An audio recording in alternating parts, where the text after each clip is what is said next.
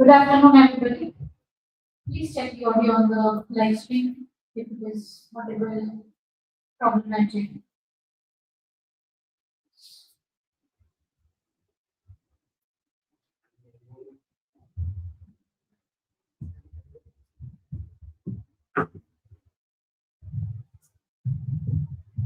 Hello. Working? Okay. Great.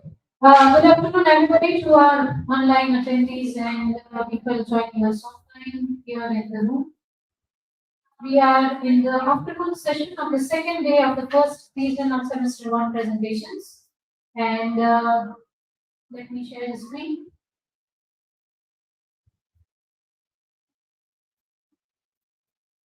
The following students will be making their presentations related to topics under the neoclassical age.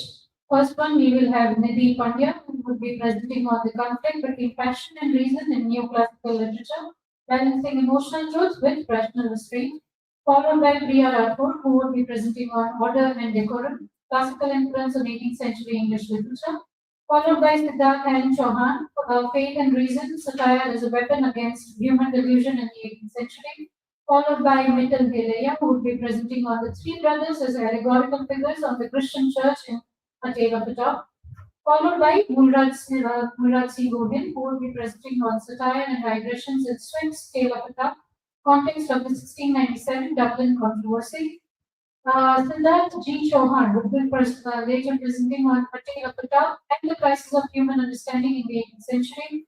Followed by VYAS, who will be presenting on Belinda's beauty and the Artifice of Femininity in the Rape of Locke, followed by MAKWANA, who will be presenting on the Rape of the Locke and its transmedia echoes, followed by SANDHYA, who will be presenting on Trivialities and Ironies, Satirical mirrors of the 18th century society in Pope and Austin. And then we will have GOHIL, who will be presenting on the role of supernatural elements in Alexander Pope's The Rape of the Locke, followed by RADHIKA H MEHTA, who will be presenting on Pope's moral, political and cultural combat in The Rape of the Locke, followed by Krishna Rahul, who will be presenting on Proto-Romanticism in the mid-18th century, Grey Burns and the Cult of Emotion. Then we will have Sagar Chawda, who will be presenting on instability, artifice and moral choice in Thomas Gray's Elegy, followed by Sanjay Rathod, who will be presenting on transitional poetry, poets between two ages, followed by Priyanka Nagrani, who will be presenting on virtuous ascent, marriage, and the making of middle-class morality in Kamala. And finally, we will have Vanita Badia, who will be presenting on Kamala versus Shamala, a literary controversy. So now, the stage is yours, Ms. NIDHIBEN Pandya.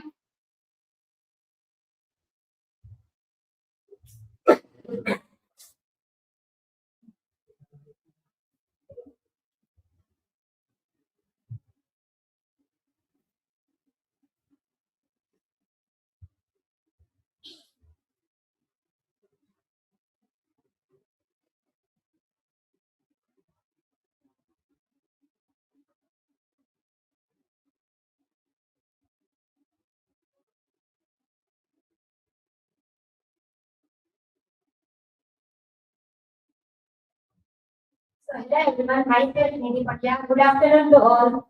Today my topic of presentation is the conflict between the passion and reason in neoclassical literature, balancing emotional truth with rational restraint.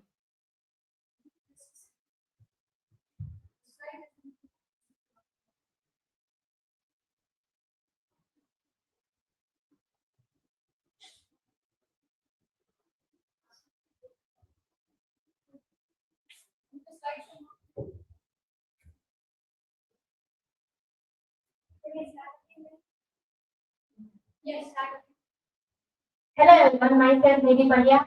I am here to represent the topic of the conflict between passion and reason in neoclassical literature, balancing the emotional truth with rational restraint. Here are my academic details and the presentation details. These are the level of content.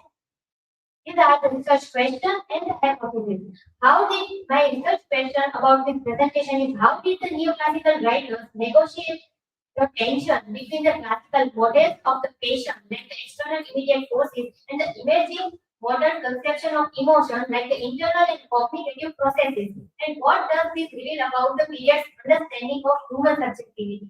And its hypothesis is that neoclassical literature represents a transition moment in the history of emotion where the writers employed classical frameworks while unconsciously revealing the instability of the patient's passivity, thereby exposing the anxieties about the national government and the demonstrating that emotional experience resists the need categorization where theory is demanded.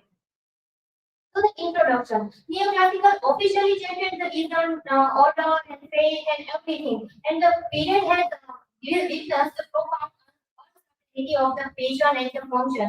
Neoclassical literature inherited the contradictory models of the emotional experience, while the publicly celebrated rational self-mastery. Writers grappled with the patient and descriptive tone, and the tension reflects the border influence and within the anxieties about the maintaining the social order within the amid political upheavals.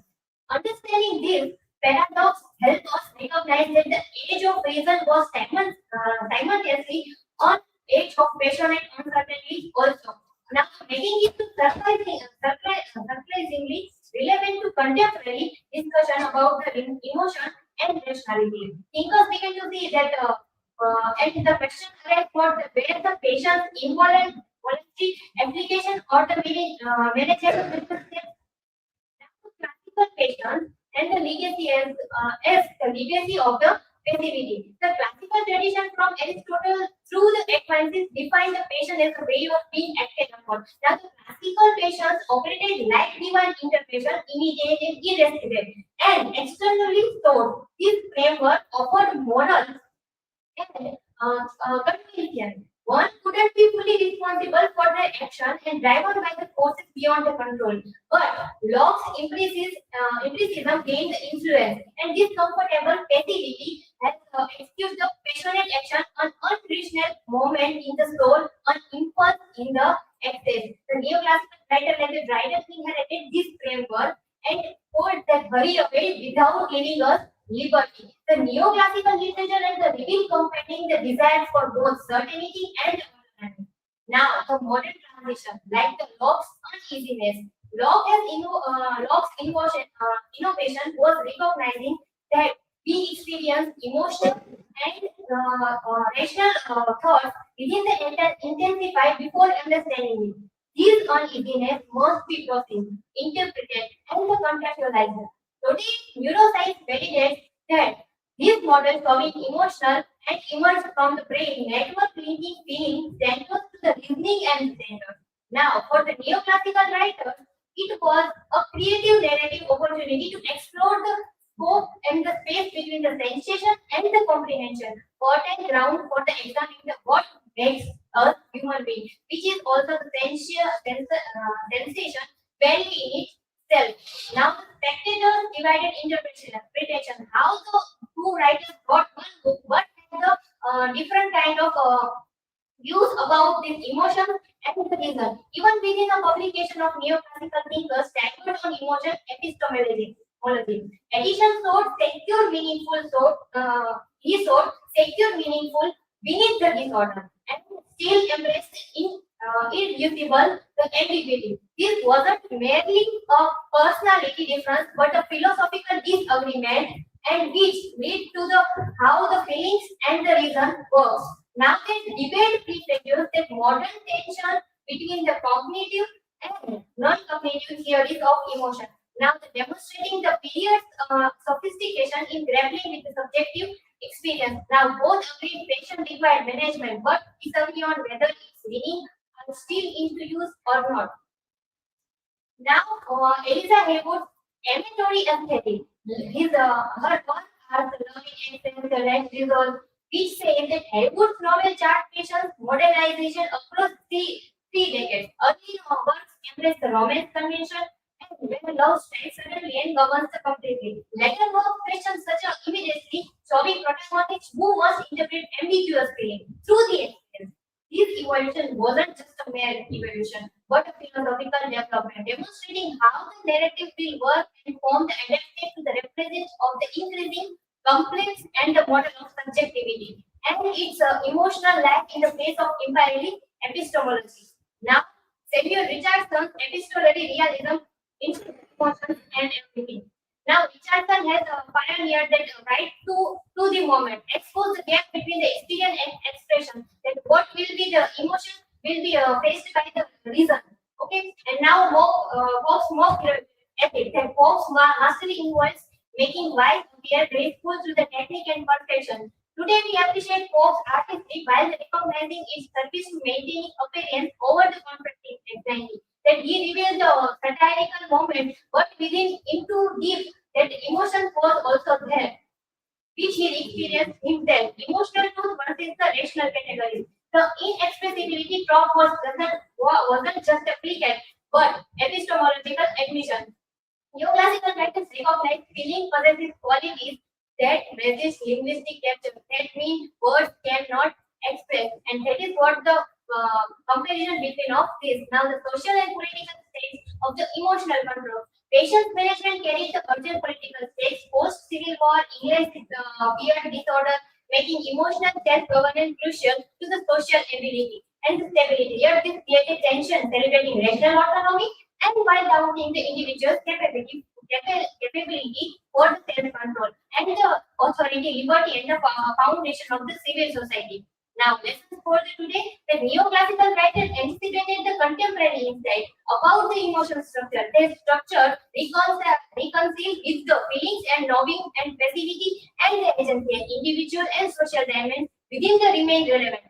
Today's theory and emotion studies benefit from the revisiting the period sophisticated grappling with the subjectivity rather than defining the era as displaced overly rational. We should appreciate its nuances, nuanced exploration of questions we still haven't fully answered. Now, the conclusion, the balancing act. The neoclassicism never resolved the passion and reason conflict because they say just trust the protest, just trust the process, but do not answer fully. Emotional lack resists each characteristic because the emotional expression or experience cannot be said by the word. Have you ever heard that word?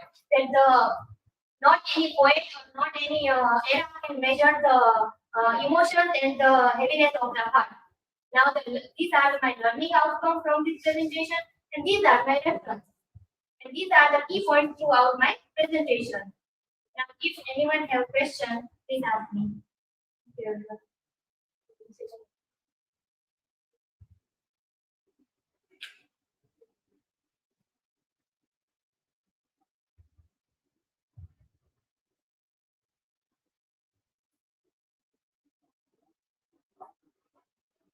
So, my question is, what does the inexplicability trauma reveal about neoclassical emotion theory? Now, the phrases like the words cannot express or inexpressibility drop, it shows that emotions are that dominant that you cannot express it into words. When we say that we cannot express what we feel, that is what the phrase words cannot express mean. This is the answer.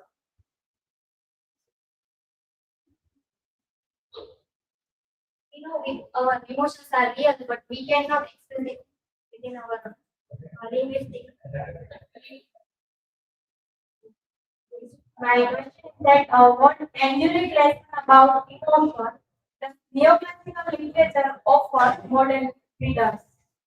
Neoclassical works remind us that the emotion is both cognitive and irrational. Now, a complex balance between the feelings and the thoughts, rather than solving this conflict, we should just leave it like that and productively within the emotion ambiguity.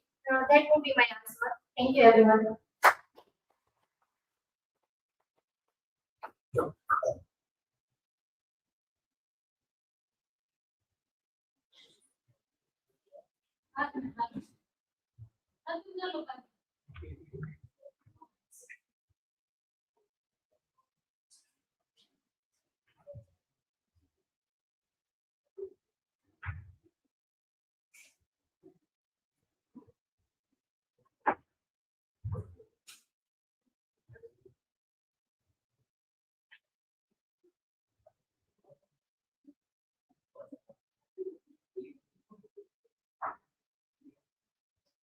Hello, good afternoon. My name is Priya Rathod, and today my presentation topic is the order and classical influence on 18th century English literature. These are my academic details and presentation details. These are table of contents. So my research question is that how did the neoclassical ideals of order and decorum shape the formal and stylistic innovation of John Dryden, Alexander Pope, and Samuel Johnson? And in what ways did the discipline structures serve as both aesthetic and moral instrument in 18th century English students?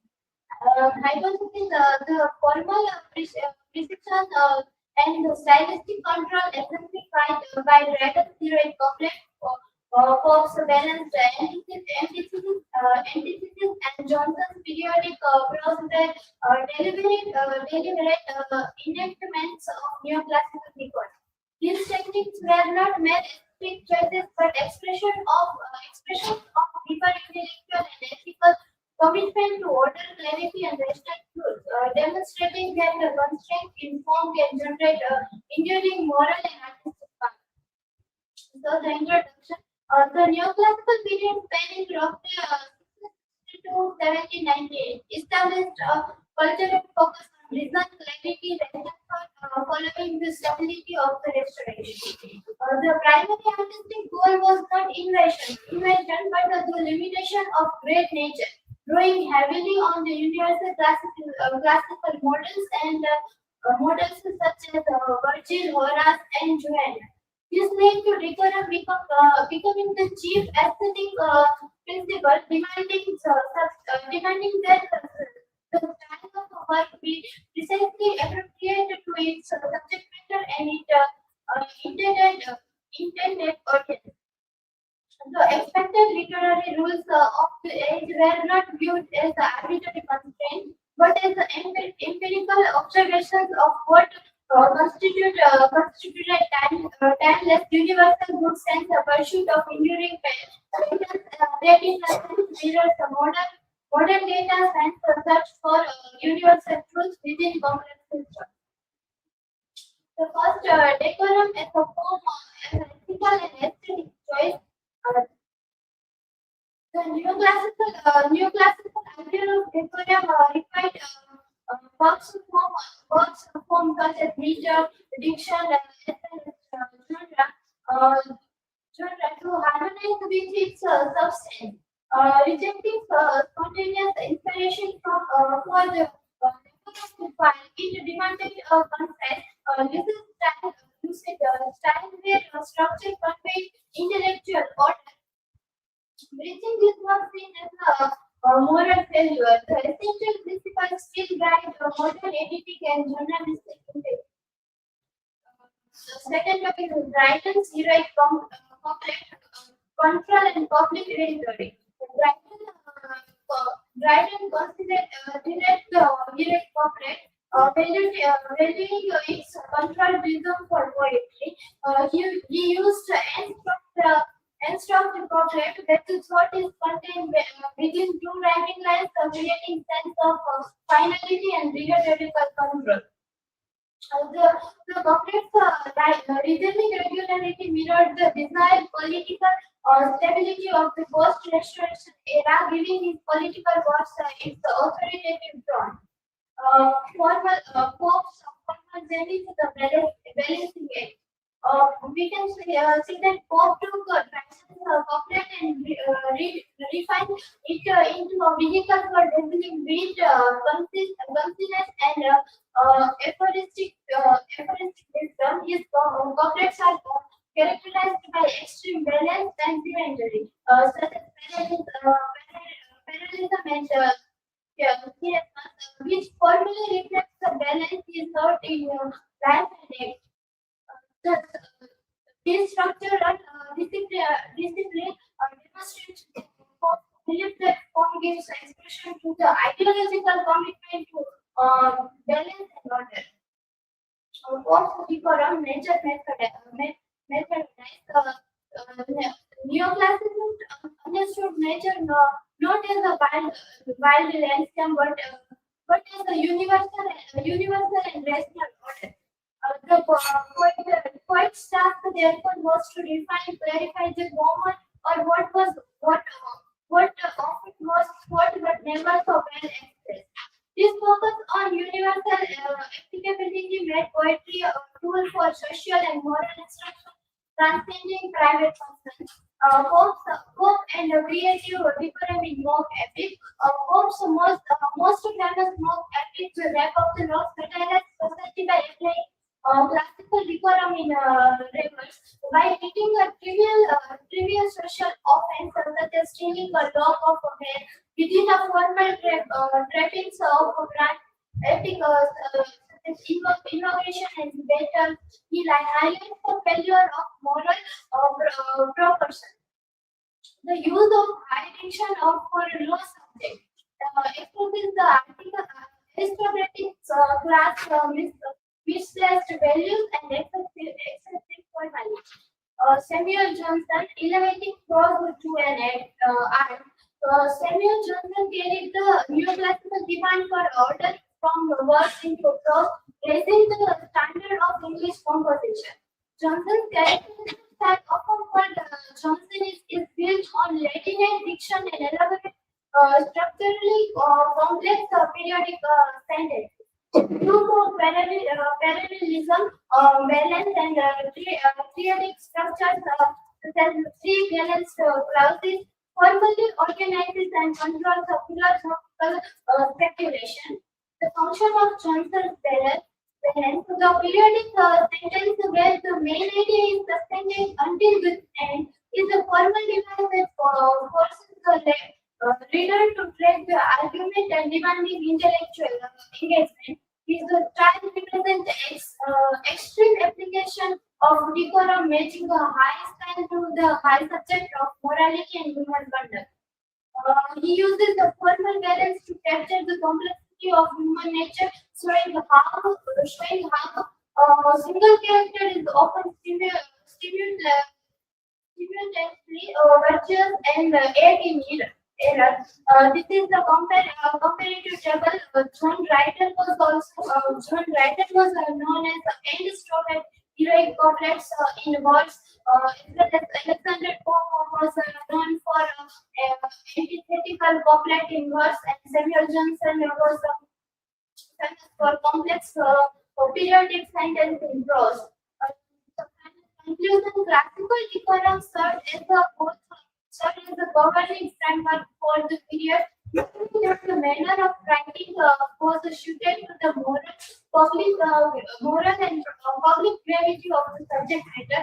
Key writers mastered a specific form of achieve this control. Title Zero Couplet became the model for rhetorical mastery, serving the purposes of political judgment and didactic statements. Pope's balance perfected the art of compression using structural symmetry to illuminate a complex moral and philosophical paradoxes. Johnson's majestic ordered prose demonstrated that the complexity of profound thought demands corresponding precision and complexity in formal expression. The enduring lesson of the age is that the formal constraint paradoxical differ more enduring clarity and power than unbridled enthusiasm. These are the learning outcomes or references. These are key points throughout the presentation. Yes, thank you. Now, please, anyone?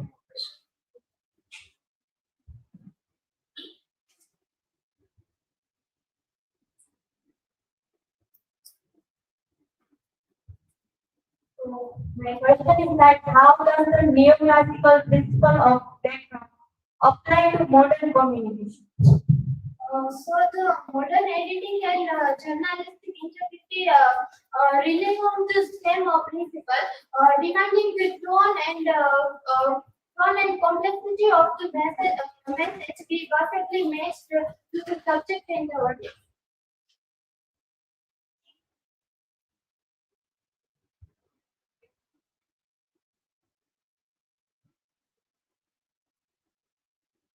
My question to you, Priya, is what did Pope mean when he said the rules were never nature methodology?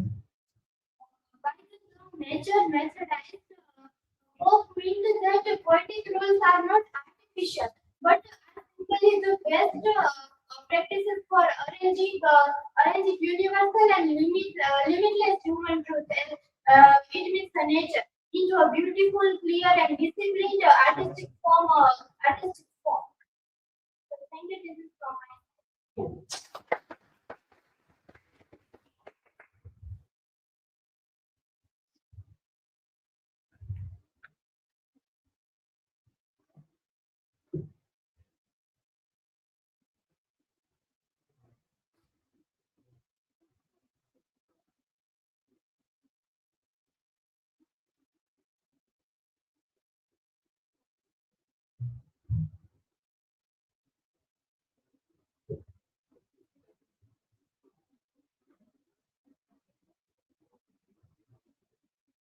Hello everyone. Warm welcome you to that insightful afternoon. Today I am going to present on a faith in a reason, satire as a weapon against human delusion in the 18th century by CHAUHAN. Here's my academic details and presentation details. Further, here is the rational roadmap. From that you can understand that how my presentation going on. First, we saw the research question and hypothesis. My research question is, how do 18th century writers such as Jonathan Swift, Alexandra Pope, Thomas Gray, Robert Burns, and Samuel Richardson use satire and irony to critique human delusion, and how does this critique reveal the limitation of both religious and rational belief systems? Hypothesis, which is connected to my presentation, in this 18th century, satire functioned as a literary tool to expose the inherent flaws of human beliefs, showing that both faith and reason, when followed by blindly, can lead to a fully vanity and moral hypocrisy. Further, we saw the opening, the blind faith in a reason. The 18th century taught Europe to stop believing blindly in God, only to start believing blindly in a reason. Think about it. Faith in one form of a certainty didn't disappear. It just changed the shape. And that's where the writers come in, like Swift, Pope, Gray, Burns, Richardson. They saw the irony and didn't stay silent. They wield satire, emotion, and wit like weapons, holding up a mirror to a society, showing how easily humans swap one blind belief for another. Today, we will explore how the clever observations still speak to us, because human self-deception hasn't gone anywhere. Now, we saw the context of 18th century, faith, reason, and paradox. Here is the main question. When we saw the 18th century's literature and situation, the first question raised in our mind is, what if I told you the age of reason wasn't reasonable as it is now? The 18th century called itself the age of reason, which is contained intellect, science, progress, inspiring, right? But behind the polish was vanity, hypocrisy, and moral showmanship. Those are the police of the 18th century. These writers show it clearly. Faith could mislead and reason could be sad. That is shown in we saw in their works. They didn't preach, they didn't worship, they questioned everything, claiming absolute truth. Because the moment we idealize an idea, even reason itself, we stop thinking for ourselves. Swift Atelloctum, the first text which is I mentioned in my presentation, Swift's Atelloctum is a mirror for a human brain. The three brothers, Peter, Martin, and Jack, fight over tiny religious differences, blind to what really matters. That shows how religion guides the people of that century, and those endless digression into a philosophy. The most scholars would think reason alone can explain everything, yet fail into absurdity. Swift points it clear in his own words that I am the thought of a glass, where beholders could generally discover everybody's face, but they all, it's not just the laughter at others, it's a challenge to look at ourselves, pride, dogma, and misplaced reason. Swift shows they all lead to the same belief. Here I have got some key quotations from my references, which shows the context. So, human arrogance discussed as faith and intellect. This satire Stout observed into the vision where the speaker assertively mirrored the result on the exit. Here is the second key quotation. Yet this irony has a freedom, not risk skepticism. Further, of the rest of the law, the second major text, time is made sacred. Picture this: a single loop of hair, sparks and epic petals, a single lock of hair. Sounds ridiculous. That's exactly what Alexandra Pope does in the Rap of the Law. He takes a tiny tribal ruler and transforms it into a grand mock heroic drama. Through his sharp wit and clever satire, Pope exposes a society that calls its expression. Yet goes to exalt idols, vanity, beauty, reputation. He reminds us sometimes with laughter, sometimes with a stinge, and that even in the age of reason. Human elevate the smallest thing into a mightiest conflict. Here I have also embarked some key quotations from my references. Pope turns social tribality into more heroic grandeur. His grammar of wit, as Roger calls it, stands for vanity and art form. Yet readers themselves, as the common argues, that become a part of a satire, worshipping beauty while missing the irony. That is, I will take from a CHAUHAN article. Further, we saw the major figure of this 18th century, Thomas Gray, the limits of a reason. Imagine all human pride, ambition, and knowledge vanishing at the same moment. That's the reality. Thomas Gray confronts in his elegy written in a country churchyard. He strips away both divine confront and intellectual pride, showing us that death doesn't care about fame or reason. It unites us all in his quiet, humble reflection. They expose the limits of reason and reveals a deeper humanity and accepting our shared mortality. As he writes, the path of glory leads but to a grave. That's the stark, unforgettable truth at the heart of his elegy. The second figure of this age is Burns, heart over head. Humanism, equality, and honest feelings. Emotion leads. Here are some key characteristics of the Burns works. Emotion leads. Life can't be mastered by a reason alone, empathy, and feeling right to humanity. The second one is against hypocrisy and pride. Burns challenges religious and dogma and social hierarchy, showing that gender doesn't equal worth. Shared humanity, everyone, rich or poor, high or low, deserve dignity and respect. Famous line: the best laid scheme of minds and men can have agency. Reason what is hard. Plants fail, life surprise, but compassion, honesty, and courage endure. Take away one poetry calls us to life with heart.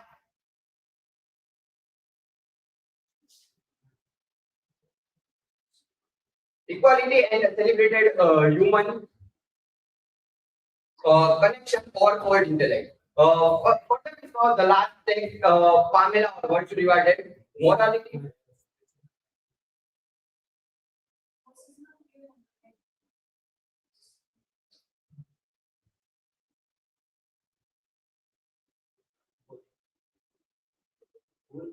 Hello.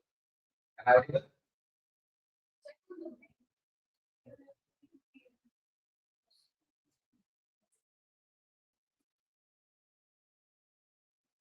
Hello. Am I audible?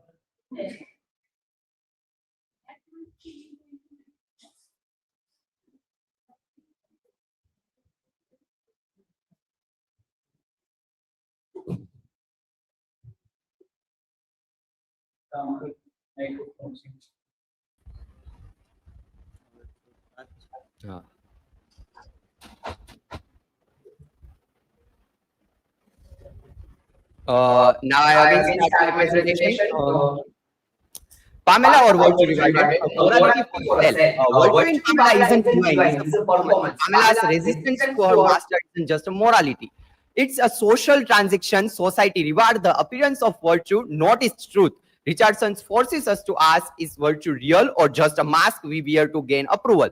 In this story, morality is transactional and the applause goes to those who play the part convincingly. Here I mentioned a key quotation of the text.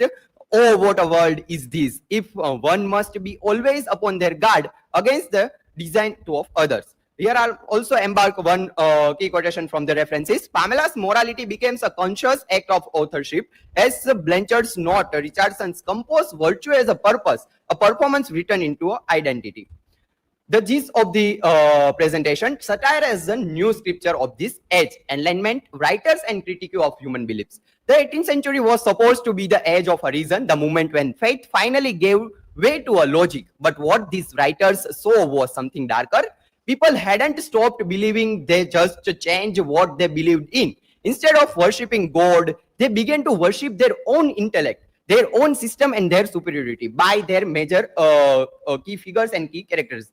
And that's where satire steps in. By the Swift, Pope, Gray, and other satirists became the new scripture, not to the preach but to the expose. To show how easily human reason turns into pride and how beliefs even in reason itself can become another kind of blindness. These writers didn't trust religion and they didn't trust reason either. They trusted only the power of wit to reveal the truth behind every illusion we create about ourselves.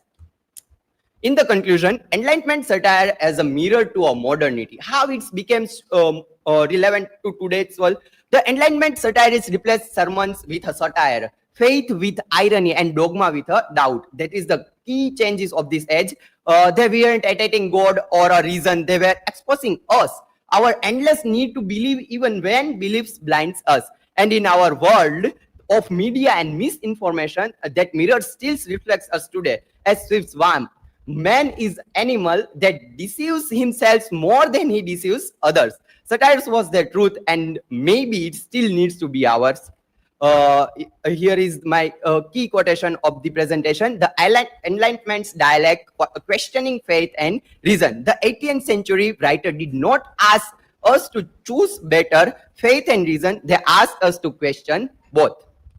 Here are my some references. From that you can understand major information. And thank you. If any have a question, so they can ask.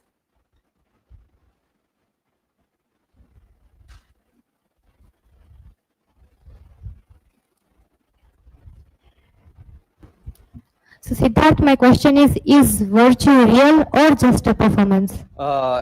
Virtue is a real or a performance that we can know from the text we can study in our syllabus, Pamela.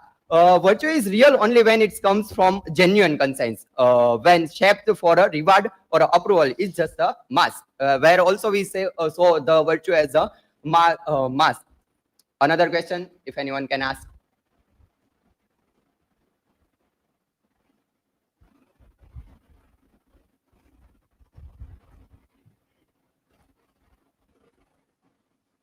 So Siddharth, my question is that can reason ever be our God? The answer is, if I want to give answer in a one word, so first ask yourselves, if you believe in God, so it is became for a reason to a God, but the answer, reason can guide us, but when we worship it blindly, it becomes just another form of faith, limited, fallible, and human. This is from my side. Thank you, people.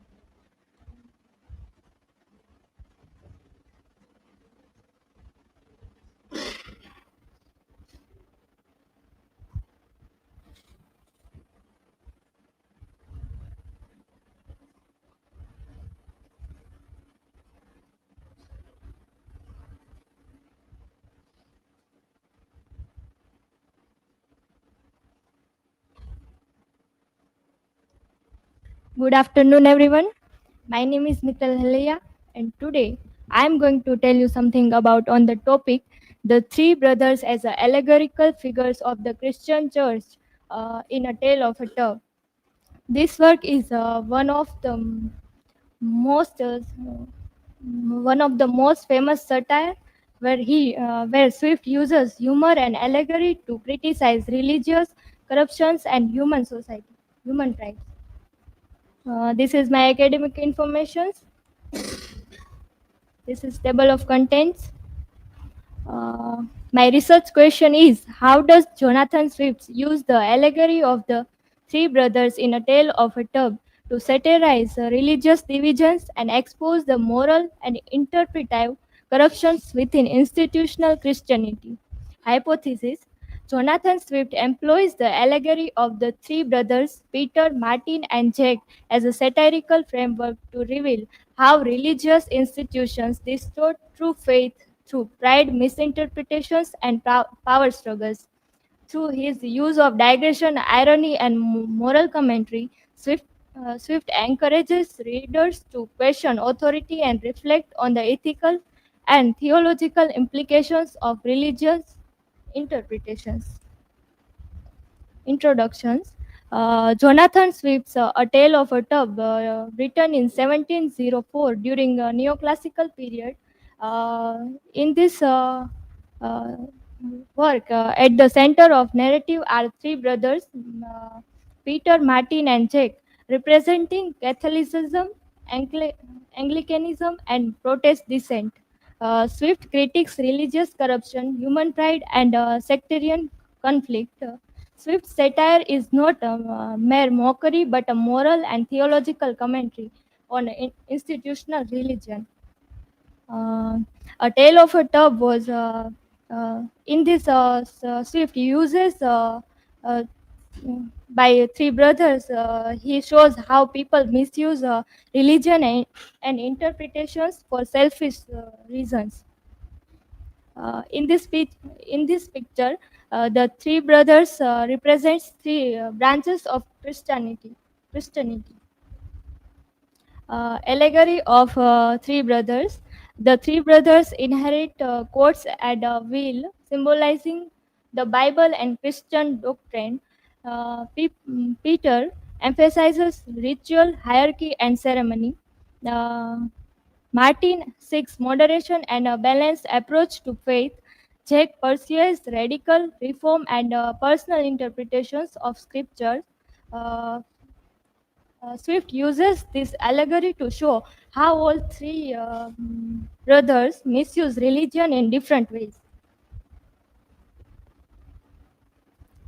Religious symbolism and moral critique.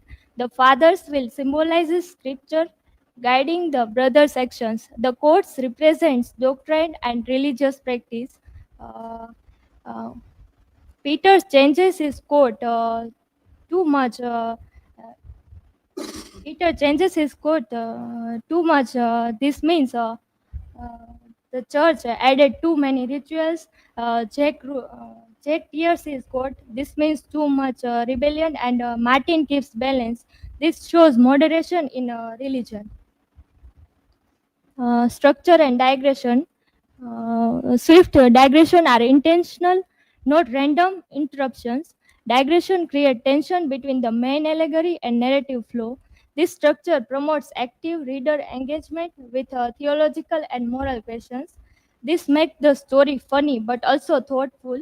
They show how people get distracted from real faith by pride, arguments, or false learning. Interpretations, power, and misreading. Interpretations is linked to power within religious institutions. Peter manipulates the father's will to assert control and enforce authority. Jack misreads the will jealously, reflecting extremist or rigid interpretations. Martin mediates, representing moderation and balance between extremes. This is Swift's warning against use religions to control people, because Peter twists the father's will, Jack becomes extreme, and Martin tries to stay balanced.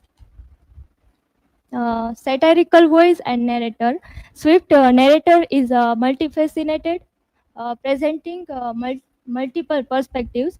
Digressions disorient the reader, reflecting the chaotic state of religious and scholarly life. Exposes corruption, intellectual pretension, and sectarian rigidity through satire. He talks about too much and jumps from one idea to another idea. This makes readers laugh, but also think deeply about how knowledge and religions are often misused. The role of allegory and critique. Swift allegory is dynamic and multivalent, allowing multiple interpretations. The three brothers symbolize theological and institutional conflict. Digression and irony enhance the satirical impact. Swift shows that all institutions, even the church, can become corrupt if people lose honesty and humility. His mix of humor and seriousness makes this story a timeless satire. How this satire relevance today? Even today, Swift's message is very meaningful. We still see religious fights, pride, and misuse of powers.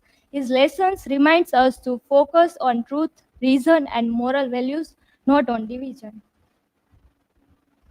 Conclusion. The story of the three brothers in A Tale of a Tub shows how religious divisions, wrong interpretations, and human pride can harm true faith. Swift uses humor, allegory, and satire to criticize people who follow religion blindly or for power. His writing makes readers think deeply about right and wrong, faith and reasons. By mixing seriousness, ideas with irony and wit, Swift shows how both people and religious institutions can become proud and corrupt. Um, in the end, A Tale of a Tub remains an important work because it explores faith, morality, and human behavior in a smart and creative way. It proves that Swift's ideas are still meaningful today, showing him as a great satirist who connects religion, ethics, and literature beautifully. Uh, Swift teaches us to stay balanced, questions false on beliefs, and follow truth. His satire remains powerful even today because it speaks about human nature and society. These are the references. Thank you. Thank you so much for listening. If you want to ask question, you can ask.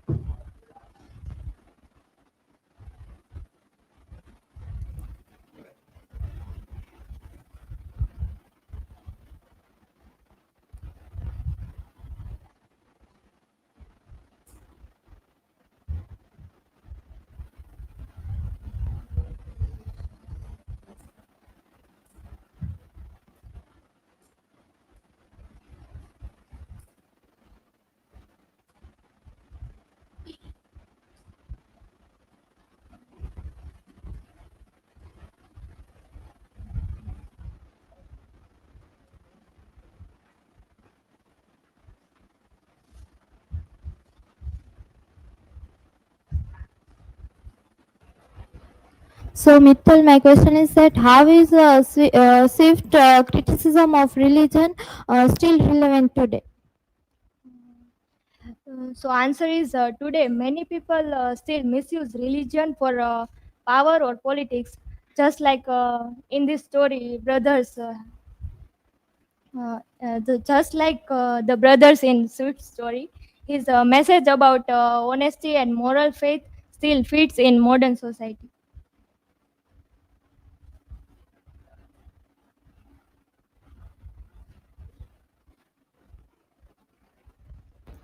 So my question is, if Swift live today, what would he criticize? He would probably satirize fake leaders, media manipulations, and people who use religion or knowledge for their selfish goals. I also give one example that if Swift lived today in India, he is like R.K. Lakshman because R.K. Lakshman also use satire on political parties by his cartoon strips.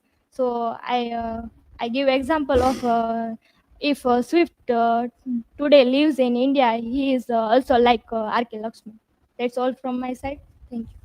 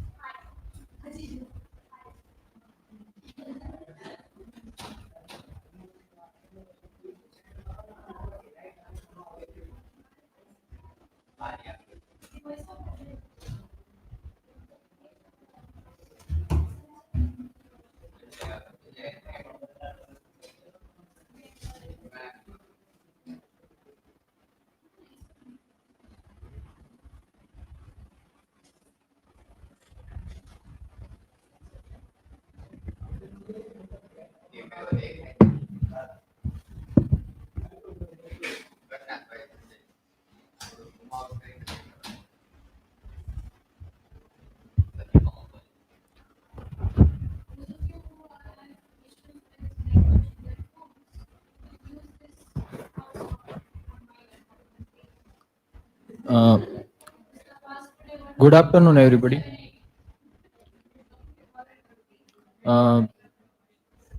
My presentation topic is a satire and digression in Swift's Tale of Tub, context of 1697 Dublin controversy. This is my academic information. This is table of content. This is research question and hypothesis. So my research question is that how does Jonathan Swift use satire, allegory, digression in Tale of Tub to critique religion, philosophical and modernist idea of his time? Okay, and then hypothesis of my presentation is that Swift transformation of specific historical debate, the 1697 Dublin controversy into a universal satire exposing the folly of the extreme rationalism, blind enthusiasm, and clerical corruption while highlighting the danger of overvaluing modern knowledge. So now introduction. Jonathan Swift, A Tale of Tub is a famous satire that make fun of religion, philosophical and intellectual trend of late 17th century. It was inspired by real debate in 1697 between John Toland, a supporter of reason over religion, and Peter Brown, who believed in Christian mystery are above human understanding. Swift used humor, digression, allegory to show the problem of blindly following modern idea and corruption in the church and the people's obsession with the cleverness.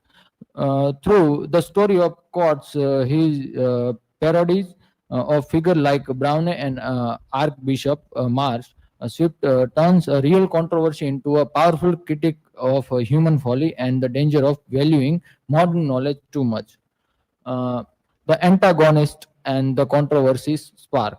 John Toland, who is extreme rationalist committed to Lockean philosophy, argued that Christian doctrines must be subordinate to human reason. And Peter Brownie, who was a Christian Anglican, followed a Lockean idea, but insisted that Christian mysteries are above human understanding and cannot be fully explained by reason. Archbishop Marsh, Brown's mentor, and a leading Anglican intellectual targeted by the Swift for his abstract, overly philosophical approach to religion. The main spark of this particular controversy, Toland's work, Christianity Not Mysterious, 1696, claiming that the nothing in the gospel contrary to reason nor above it, challenging the traditional religion authority and inspiring the Swift's satire. Toland's attack and the Swift's adaptation of the priestcraft. Toland's charge. Toland criticized religion as a mere trade of religion, claiming that priesthood relied on the gibberish taught in divinity schools, highlighting the corruption and the empty rituals. The satiric framework, Toland's account of the religious corruption gave Swift the satiric mainspring for the even numbered section of A Tale of Tub, allowing him to mock the clergy and their practices. shared contempts. Swift shared a tolerance, disdain for the pompous worship and the sophistry of priests, though he differed on the broader philosophical approach. Parody. Swift's narrative persona imitates the tolerance condescending, self-satisfied tone, using humor to ridicule both the clergy and the reader's naivety. Adaptation. By the blending Toland's criticism with his own satirical style, Swift transformed a real attack on the church into enduring literary satire exposing both priestcraft and human folly. The unification of the targets, Anglican modernism. Swift's view. Swift regarded his clerical opponents, Browne and Marsh, as equally guilty as a tolerance of priestcraft, and prompting the quintessence of modernism, he saw them as a corrupting religion through misplaced rationalism, modern virtuosity. Swift mocked Marsh and Browne as an Anglican rationalist, mechanic, virtuously mystical Paracelsians, and modern adepti, blending false science with the false spirituality. Marsh influence. Archbishop Marsh, founder of a Dublin Philosophical Society, symbolized the growing influence of the experimental philosophy and rational theology, both of which Swift distrusted and opposed. The unifying device. Swift linked Toland and Browne and Marsh through their shared philosophical doctrine of the sense analogies, using this to unite his satire against all form of misguided modernism and intellectual pride. Philosophical background and Browne and analogy of the sense. Browne's defense. Responding to Toland extreme rationalism, Peter Browne argued that the Christian mysteries through above human reason can still be understood through analogies with material object of this world, the blind man analogy.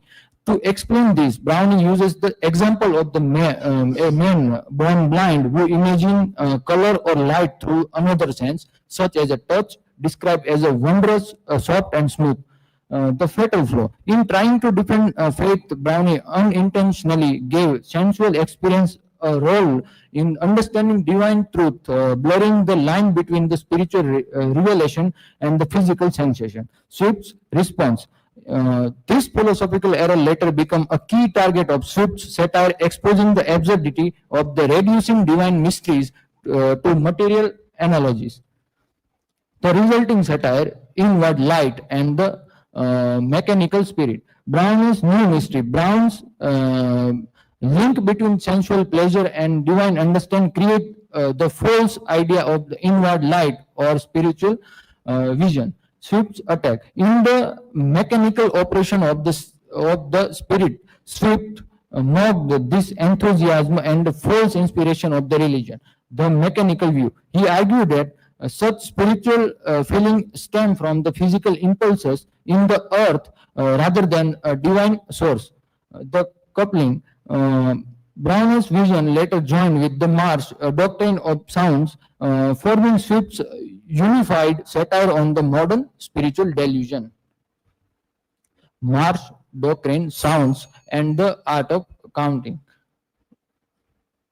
Marsh essay in his 1683 essay on the doctrine of the sound, Archbishop Marsh compared the hearing to the optics, seeking to refine spiritual understanding. Satiric transformation. Swift turned his into the art of canting, mocking it as a modern mystery of the meaningless noise, Kant versus sense.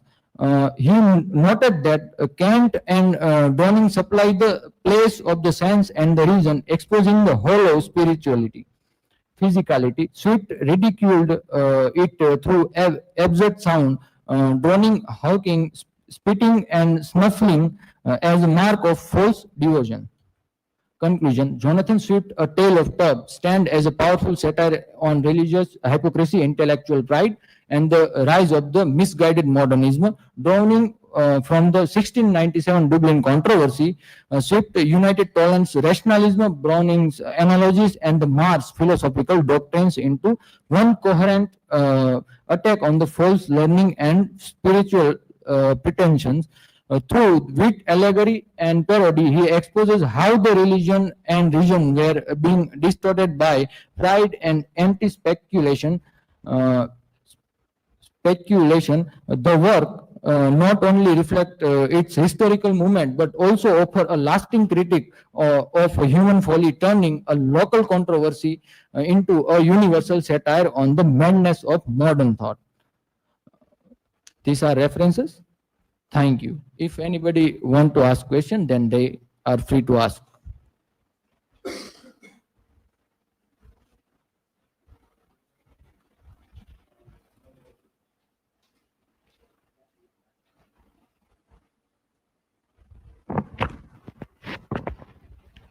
My question is, what role do Swift's digressions play in A Tale of a Tub, and why are they significant?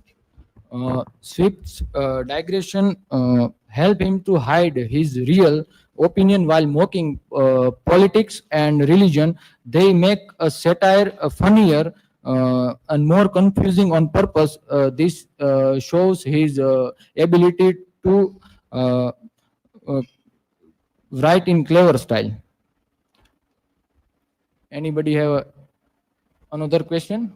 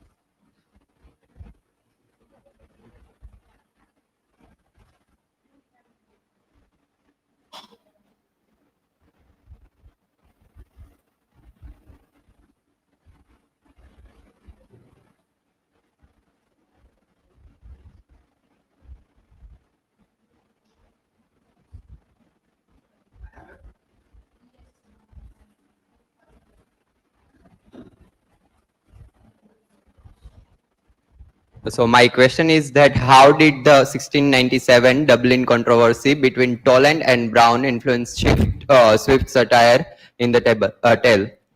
The debate between Toland and Browning gave Swift's idea for his satire. He uses their argument make fun of both sides, those who relied on too much on reason and those who defended blind faith. Thank you. This is for my side.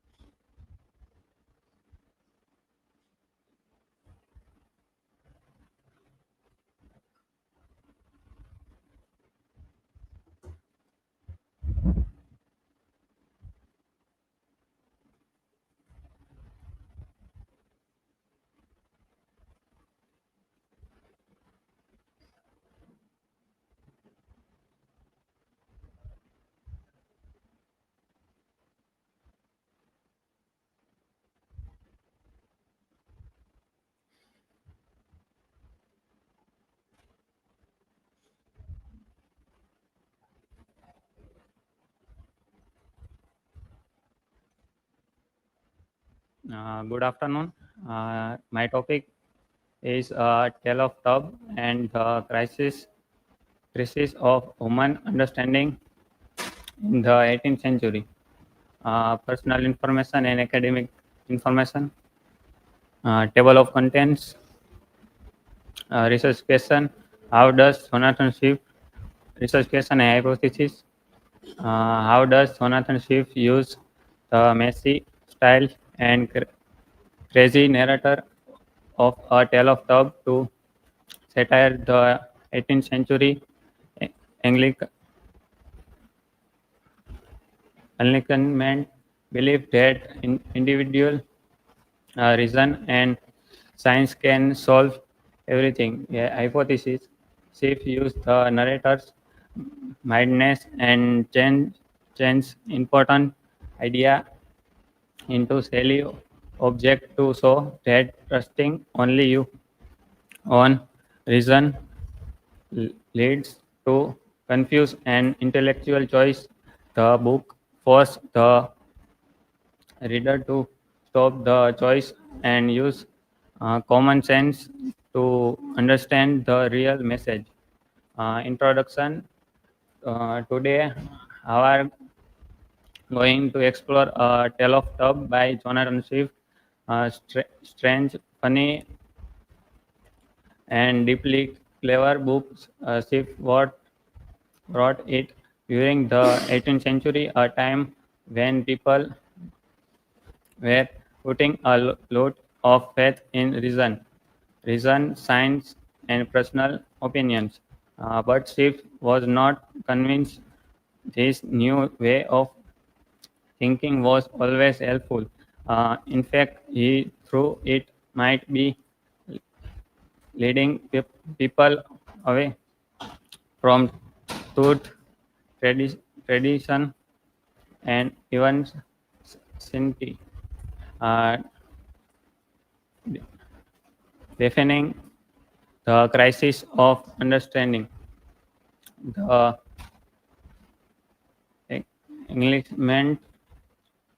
enlightenment big idea. In the 18th century, people believe human reason could solve all problem and replace old form of authority like religion or kings. What went wrong? This overconfidence in reason led to confuse and fear. To many opinions, people start debating if truth was even possible. Men thinking reason became disconnect from reality, loss of tradition.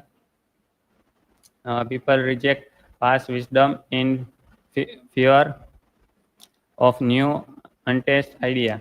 Main target of concern, scientific and philosopher like Locke and Bacon.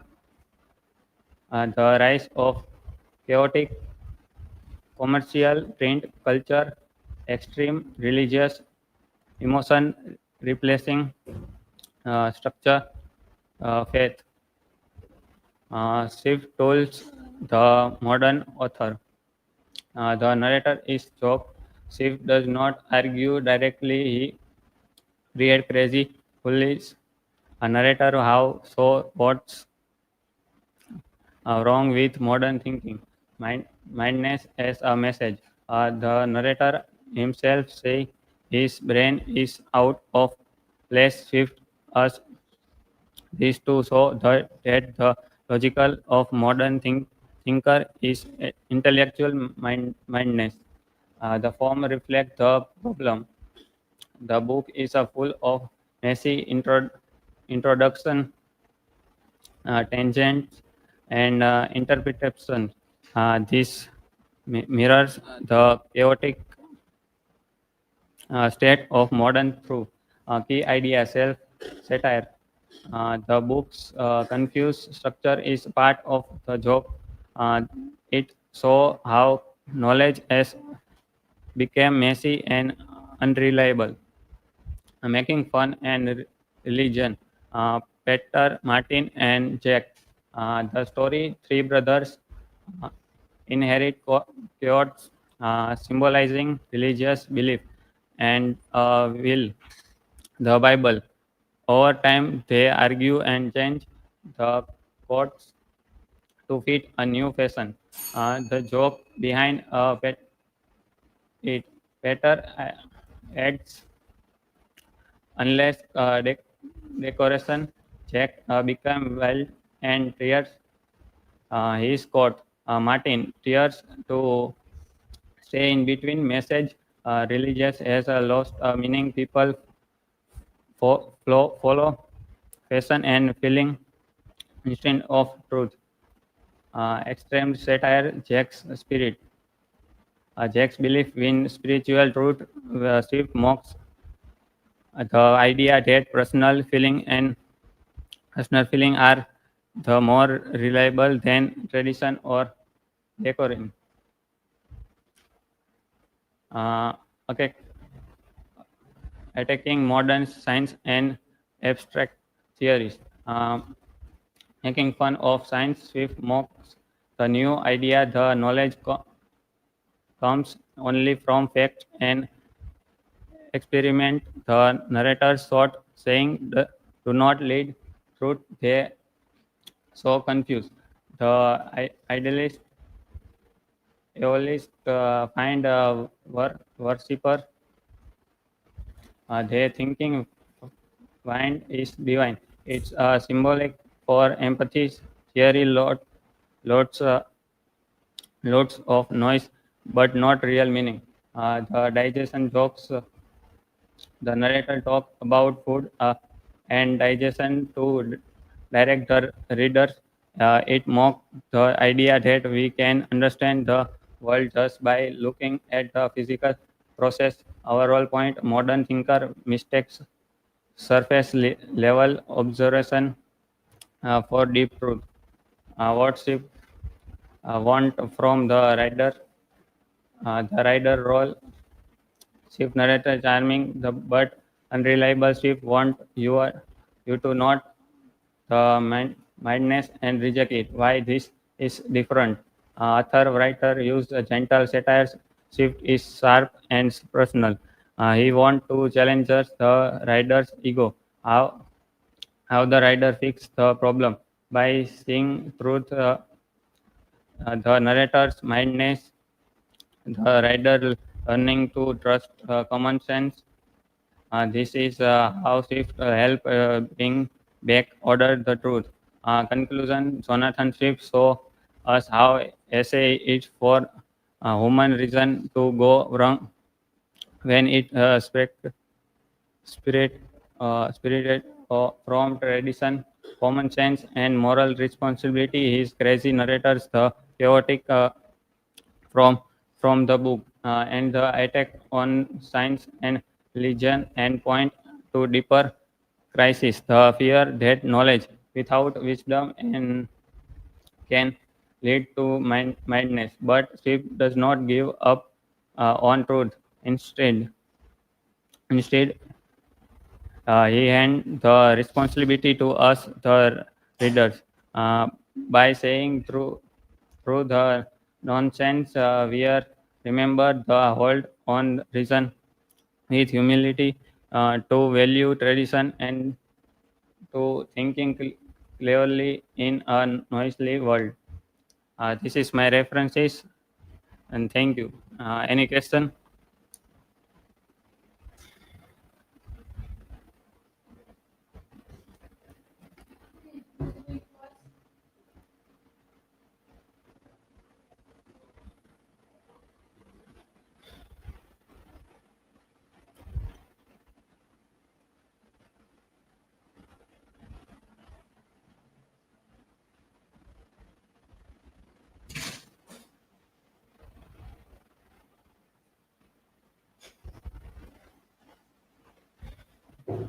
My question is that how does Swift satirize the 18th century faith in empirical observation and new science, especially through the tales digressions?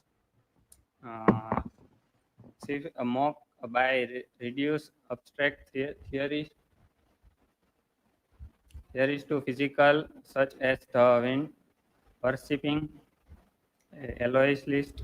He also used great materials details to satirize the ideas, the truth, understanding can slow, slowly from observing the material world.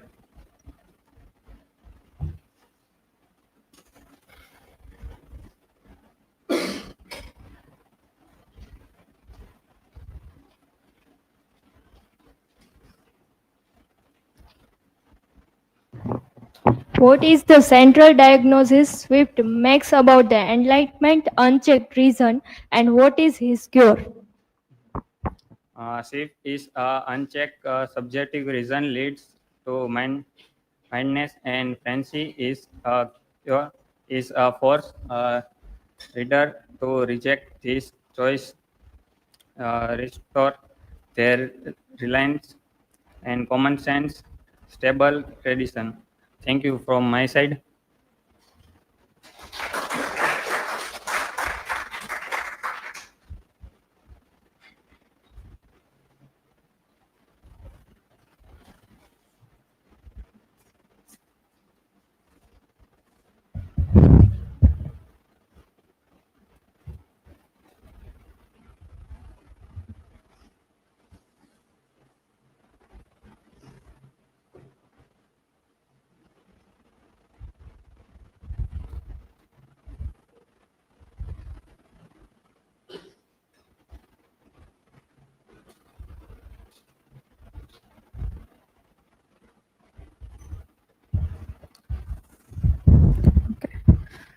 So hello everyone, myself Kruti Vyas, and I'm really excited to share my presentation on Belinda's beauty and the artifice of femininity in the rap of the log.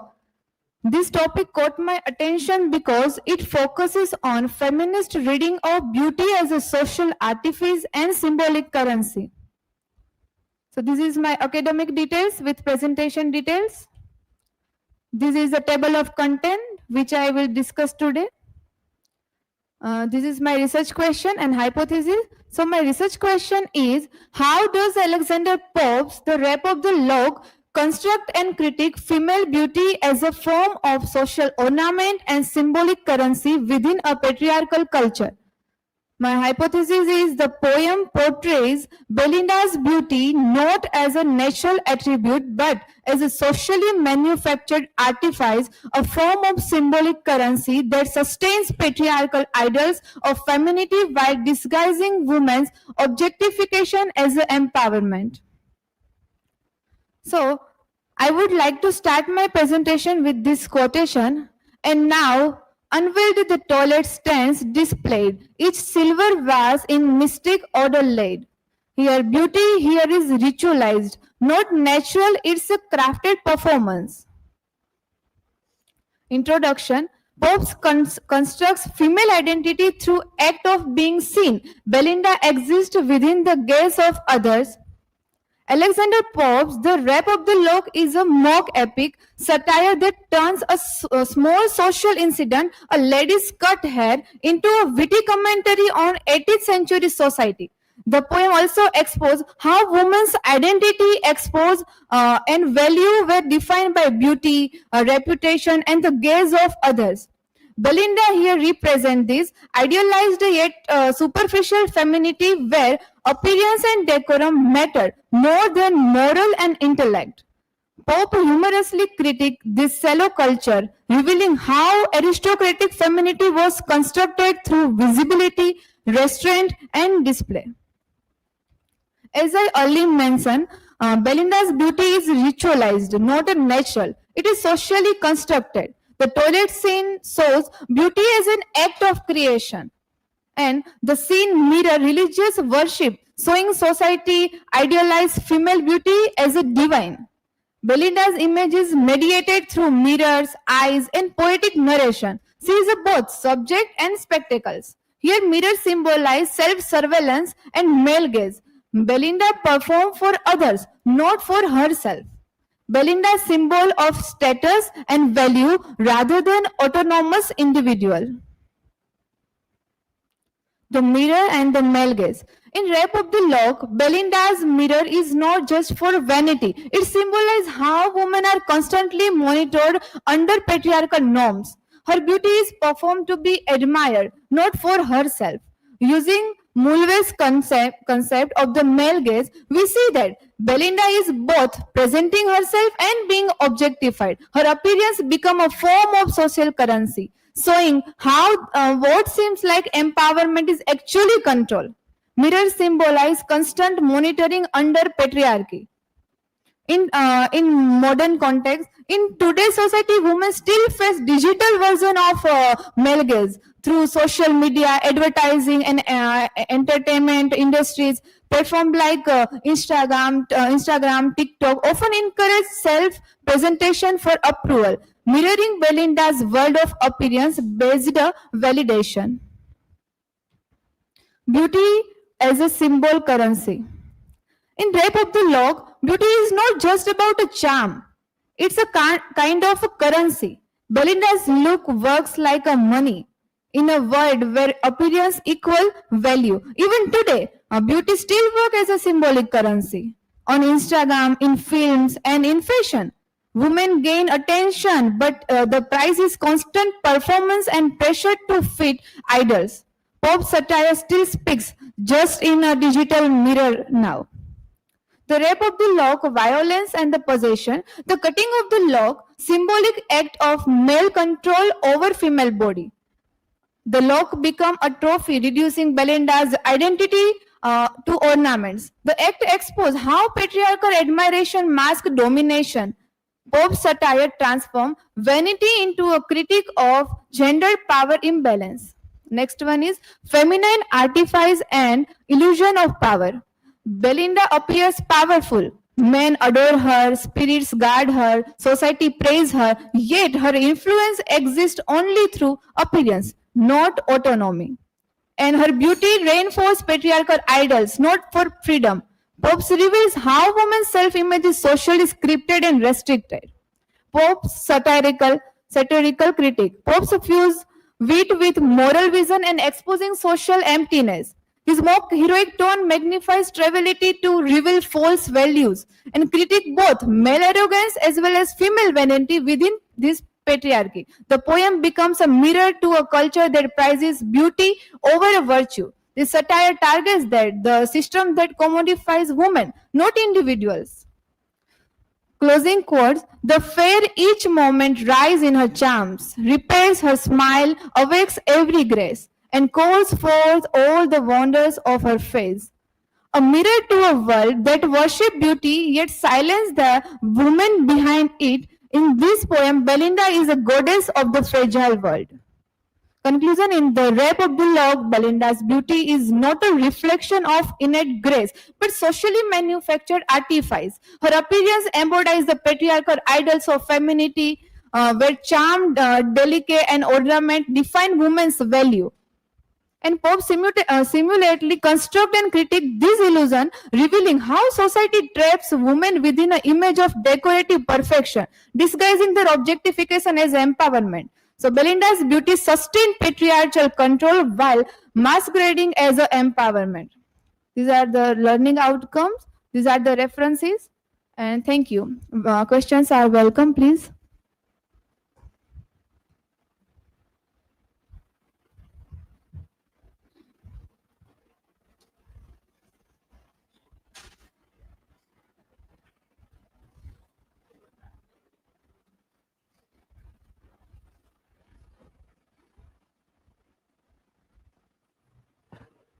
My question is that what is the ultimate target of Pope's satire in the poem? Yeah. So the satire's ultimate target is entire patriarchal system that commodifies women and prizes beauty over virtue. And the critic aimed at the cultural values that create this system rather than just a specific individuals, male arrogance or female vanity within it. So next one.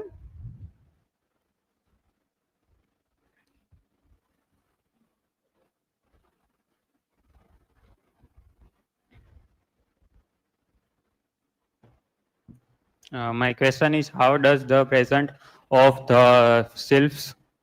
The protective spirit complicated the argument that Belinda is purely a victim of the male gaze. As the spirit of former conquest, the sylph actively guard Belinda's artifice, her beauty and ornaments rather than her true self.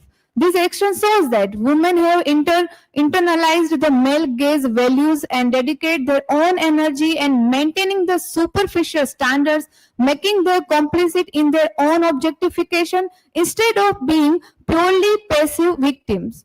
Okay, so this is from my side. Thank you so much.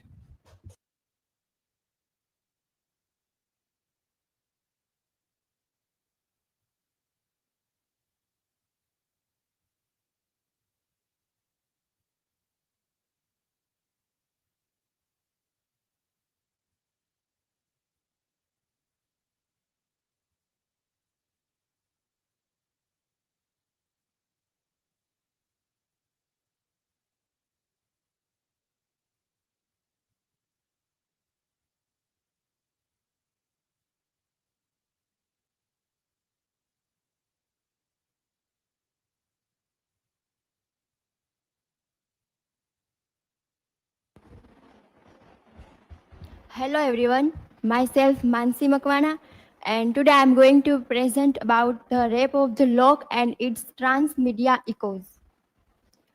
These are my personal and presentation information. These are my research questions and the hypothesis. So my research question is, how does the rape of the lock exemplify mock epic narrative techniques and how are these reflected in other media?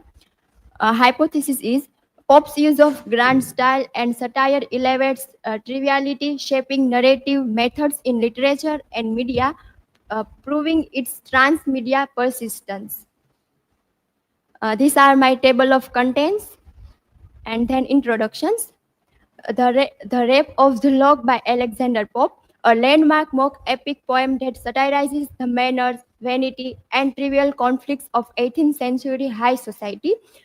This employs heroic couplets, elaborate imagery, and classical allusions to create both humor and sophistications. Objective of this presentation to explore the poem's literary artistic, its satirical strategies, and its transmedia influence, showing how its narrative techniques resonate beyond literature. Then move to Pope's literary techniques.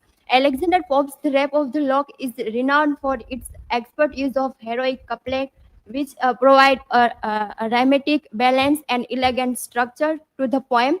These couplets not only maintain a musical flow but also enhance the satirical impact, allowing Pope to juxtapose trivial events with the grandeur of epic conventions. Additionally, these techniques contribute to the poem's transmedia resonance as the mock epic style, structure, humor, and elevated treatment of triviality continue to influence literature, theater, and even modern storytelling format. Then satire and social commentary. The Rape of the Lock offers a sharp critique of aristocratic vanity and superficiality, highlighting how trivial concerns dominate high society's preoccupations. The poem blends comedy with moral observations, entertaining the reader while subtly encouraging the reflection on human behavior, social hierarchy, and the fleeting nature of vanity. Then move to transmedia influence. Epic style narrative techniques and satirical tone of the Rape of the Lock influence multiple media, including novels, theater, comic, and digital storytelling. Mock epic techniques in novels highlighting societal absurdities and human foibles. In theater, the blend of humor and elevated style shapes comedic plays reflecting social behaviors. In digital media, web comics, memes, and short narratives echo pop's method of turning mundane incidents into satirical spectacle.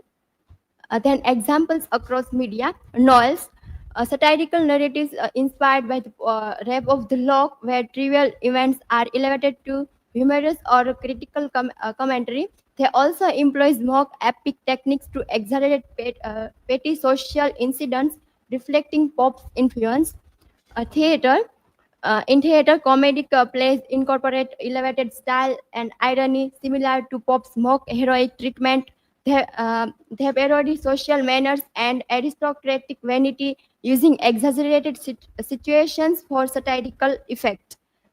Then digital media. In digital media, web comics, memes, and online storytelling turn small everyday events into humorous or epic-like narratives following mock epic exaggerations. They use exaggeration and irony to entertain, reflecting pop style of elevating minor incidents. Then move to cultural impact. First is transmedia influence. Second is theatrical adaptations. Third is visual and digital expressions. And next and fourth, narrative technique transfer. Then conclusion. Alexander Pope's The Rape of the Lock masterfully transformed a trivial incident, the cutting of a lock of hair, into a grand mock epic narrative satirizing 18th century aristocratic vanity and superficiality. Though heroic couplets, classical allusions, and ironic elevations, Pope blends humor with moral critique, creating the timeless reflection on human behavior, social hierarchy, and fleeting vanity. His techniques have influenced noir theater and digital media, where trivial events are similar, exaggerated for a satirical effect, as noted by Arnold. The poem's enduring transmedia impact demonstrates the persistent relevance of mock epic satire in critiquing culture and human folly across centuries. These are my references, and if you have any question.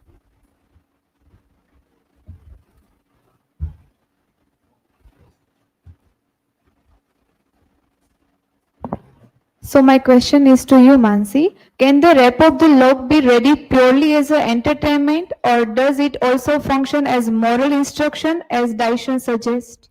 So, the Rape of the Lock can be read on both the levels, as entertainment and as the moral instructions. As per Pope's uses in mock poem, witty language and playful exaggeration. Or other hand, as per Dyson observes the poem as poems also functions as a moral instruction by exaggerating the vanity and superficiality. Next.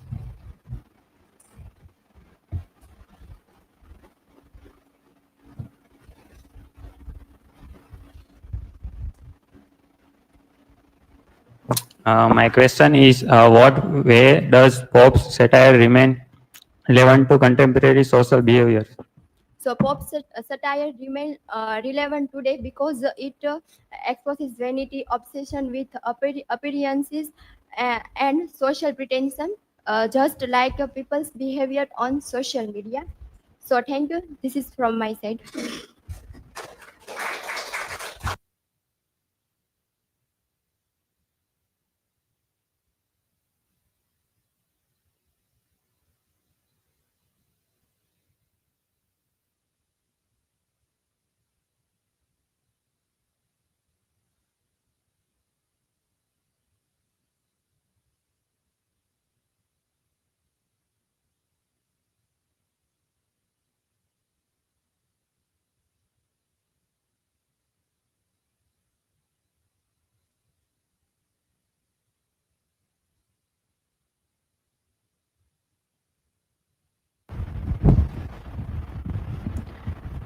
Good afternoon, everyone.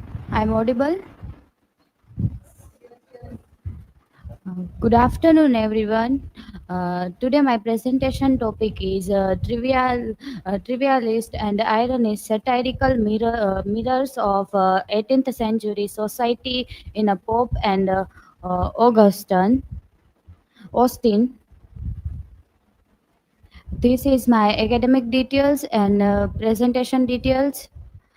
This is the table of content of my presentations. This is my research questions. How does Alexander Pope and Jane Austen use satire to critiques the manners and vanity and social pretensions of the 18th century upper classes? Hypothesis. Alexander Pope and Jane Austen both shows people are often vain and proud, but they use different ways to do it. People use funny exaggerations in the rape of the lock to make small things look big and silly. Austen uses simply irony and careful observation in her stories to show problems in marriage and society. Even though Pope's style is loud and funny, and Austen's is quiet and gentle, both writers use satire to show the mistakes and foolish behavior of people in their society. Introductions. Satire is a way of writing to use humor, irony, and exaggerations to show human mistake and social problems. In 18th century England, people cared too much about status, looks, and manners, which made it a great time for satirical writing. Two famous writers who use satire were Alexander Pope and Jane Austen. Pope used funny exaggerations in his poem The Rape of the Lock, while Austen used subtle irony in novels like Pride and Prejudice and Emma. Both writers showed how the upper classes was often vain and shallow, but they did it a different way. Alexander Pope and the Rape of the Lock. Alexander Pope was one of the greatest English poet of the 18th century. He wrote The Rape of the Lock 1712 and revising it in 1770. Based on the real events where a man cut off a woman's locks of hair using social scandals. Pope turned his small events into a mock heroic poem written in the style of epic adventures. Through humor and exaggerations, he made fun of how the rich cared too much about small things. The poem's famous lines like what might content rise from trivial things. The poem's famous line, what might content rise from trivial things? This means people often might about unimportant matters. Satirical techniques in pop. Pop use exaggerations, wit, and mock heroic style to make everyday life seems dramatic and funny. Simple things like cards game or haircuts uh, uh, become big battles. Supernatural elements like shelf add playful at symbolic layer representing uh, delicate social force and human vanity. His tone is playful and grand, making readers laugh while they think about society's foolishnesses. Jane Austen's and her satire. Jane Austen wrote about a family life, manners, and marriage in the late 18th and early 19th century. Unlike Pope, Austen's satire is quiet and clever. She used irony and sharp observations instead of big uh, exaggerations. The first line of Pride and Prejudice. It is a true universally acknowledged that a single man in positions of good fortune must be in a want to of a wife. Immediately makes fun of society's obsessions with marriage. Her humor is gentle but smart, showing pride, vanity, and hypocrisy in a polite society. Comparative analysis. Alexander Pope and Jane Austen both use satire to show the mistakes and foolish behavior of people in their society. People make fun of how people care too much about looks and small things. In The Rape of the Lock, he uses funny exaggerations and imagination to turn small problems into big events. He is writing is a lively and humorous. Jane Austen's have used a quite clear irony. She writes about marriage, pride, and social class in books like Pride and Prejudice. Her style is simple, smart, and realistic, showing how people often pretend to be better than they are. Themes highlights both writers explore a similar idea through a different style, vanity and social. The more people who care too much about looks and social ranks, gender and roles and expectations. Pope shows how women follows strict beauty rituals. Austin shows how women are judged by marriage and money. Humors as a criticism. Both use comedy to teach lessons about human behavior. Reflections of 18th century upper classes life. Their work shows how upper classes behaved and thought in 18th century England. Conclusion. Alexander Pope and Jane Austen both use a satire to how the problems of their society. Pope used mock heroic exaggerations to make small issues look big and funny. Austen used irony and realism to show how pride and social virtue shaped people's lives together, manners and genders. Their message about vanity, pride, and human weaknesses are still true today, showing that satire can both entertain and teach. These are my references. Thank you. If anyone any questions?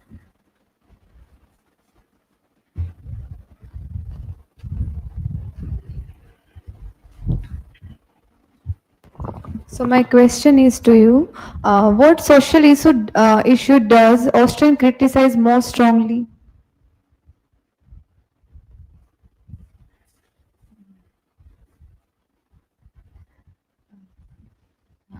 She criticized that marriage market that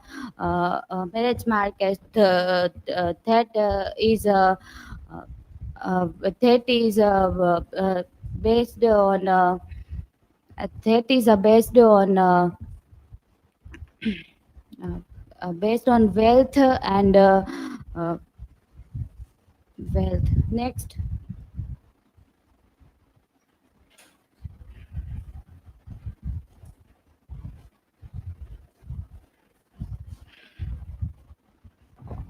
My question is to you: why are Pope and Austen satires still relevant today?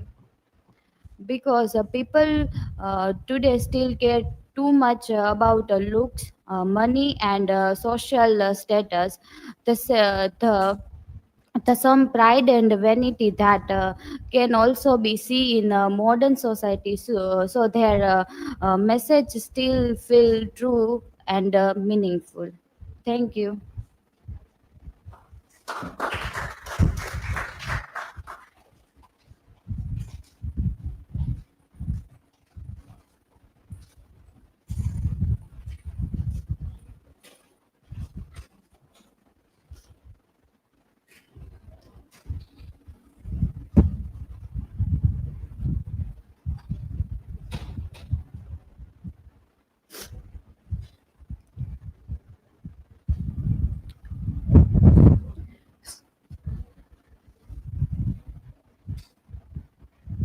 So, hello everyone, myself Siddhi GOHIL, and my today's topic is the role of supernatural elements in Alexander Pope's The Rape of the Lock. These are my presentation details and academic details, table of content. And my research question is, how do the supernatural elements in Alexander Pope's The Rape of the Lock function as essential tools for satire and social commentary on the vanity and moral values of 18th century aristocratic society? Hypothesis is the supernatural elements in The Rape of the Lock function primarily as a satirical device that only evaluates a trivial event to mock epic status, but also establishes a moral and structural contrast. This contrast is used to critique the obsession with appearance and the supernaturality and the rigid gender power dynamics and the aristocratic class. Introduction. Alexander Pope's The Rape of the Lock is a masterful mock heroic poem that transfers a trivial social incident, the theft of a lock of hair, into epic narrative through the use of supernatural elements. The self, norms, and names. This satirical work critiques the vanity and superficiality of 18th century aristocratic society while exploring themes of gender dynamics and social hierarchies.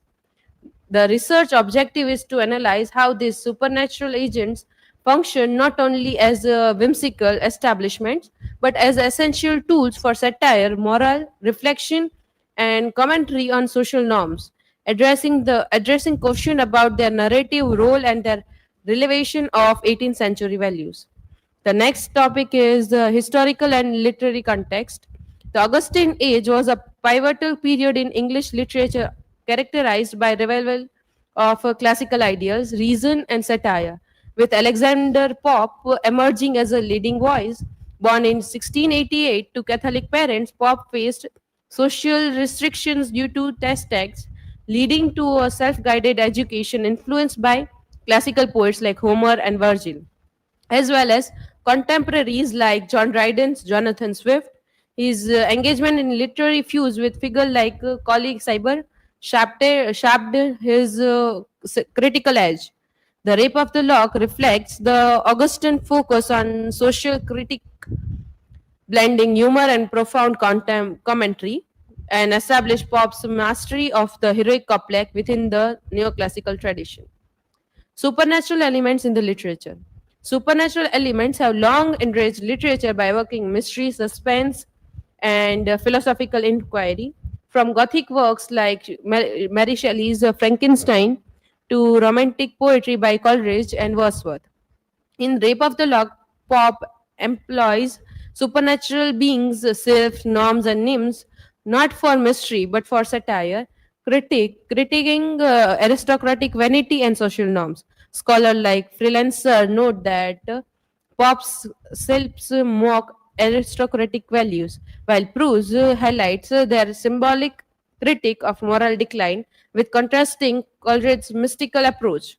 This satirical use distinguishes mystical approach Pope's work with the Augustan tradition, emphasizing social commentary and over-enrichment. Methodology. This study employs a qualitative textual analysis of 1714 5 canto edition of The Rape of the Lock, focusing on a close reading, a key passage to explore the role of supernatural elements. The analysis examines interaction between supernatural beings and human characters, emphasizing their symbolic, thematic, and narrative significance in critiquing vanity, gender roles, and societal hierarchies, drawing on primary sources like Pope's The Complete Political Work and secondary scholarships. The study situates Pope's techniques with the Augustan literary tradition, aiming to deepen understanding of his aristocratic vision. Supernatural elements in the Pope. In The Rape of the Lock, supernatural elements like selves, norms, and names create a fantastical framework that mirrors and exaggerates 18th century aristocratic society. Sylph, led by Ariel, protects Belinda's virtue and beauty, as seen in Canto 1. Late as I reached the critical line, this line, mocking the obsession with appearance norms linked the vanity and nymphs tied to fluidity, reflects social hierarchies and rituals as in softly link mind to water glide away. This being elevate the trivial left theft of a log into an epic narrative, enhancing the poem's mock heroic tone and satirical function. The supernatural elements in the rape of the lock serve as powerful satirical tools, mocking the vanity and superficiality of aristocratic society. Self-exaggerated efforts to protect Belinda's lock parody the obsession with appearance, while their hierarchy mirrors the rigid class structure of the 18th century England.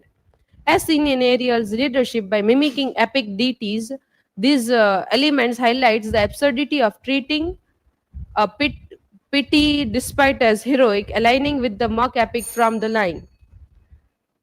What guards purity of melting mates questions societal values, offering a moral contrast between appearance and substance. Analysis of key passage. Key passages in the Rape of the Lock illustrate the satirical and thematic roles of supernatural elements. In Canto 1, we can see that late as I raged, the crystal wheels of air establishes self as a protector while mocking tribal concern. The description of spirits in Canto 1 paradise by social hierarchies by equating supernatural roles of human classes. In Canto 2 suggests a supernatural influence on vanity, adding a satirical lens. In Canto 3, overseas by self symbolizes patriarchal control amplified by supernatural exaggeration. Gender and power dynamics. The Rape of the Lock uses supernatural elements to critique gender and power dynamics in the 18th century. The Baron's theft to Belinda's lock symbolizes male dominance and objection. Amplified by the epic framing of supernatural beings, Belinda's represent women's limited autonomy with self-protection, highlighting social pressure to uphold virtue. We can see that inside from draw parallels in 19th century feminist literature. Nothing that Belinda's objection echoes heroines like Elizabeth and Bennet and Jane Eyre, who resist being reduced to decorative roles. The poem critiques patriarchal marriage as a status driven by transition and later feminist critics. Border implication.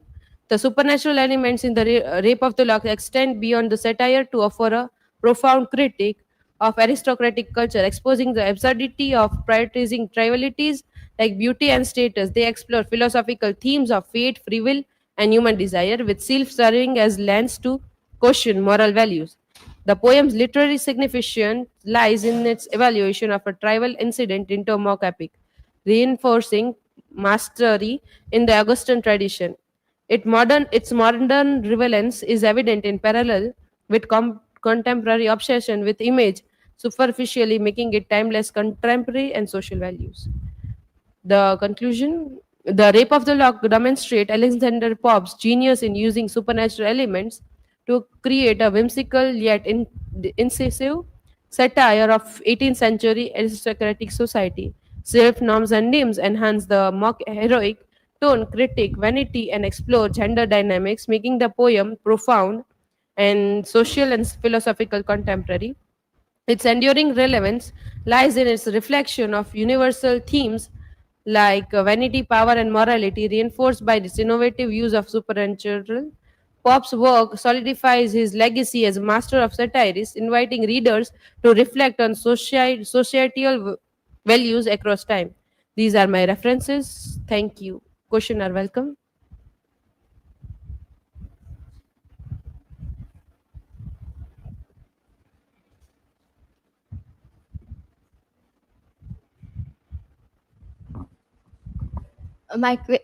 My question is to you, what is the symbolic meaning of the self failing to protect Belinda's lock? Self-falling symbolizes the triumph of vanity over true virtue. Ariel's spirit can only guard a lady focused on good humor and chastity. When Belinda's focus shifts from them to filtration and appearances, they withdraw and appear. They withdraw, indicating that she has already morally chosen superficiality, leaving her vulnerable to the tribal loss. Next.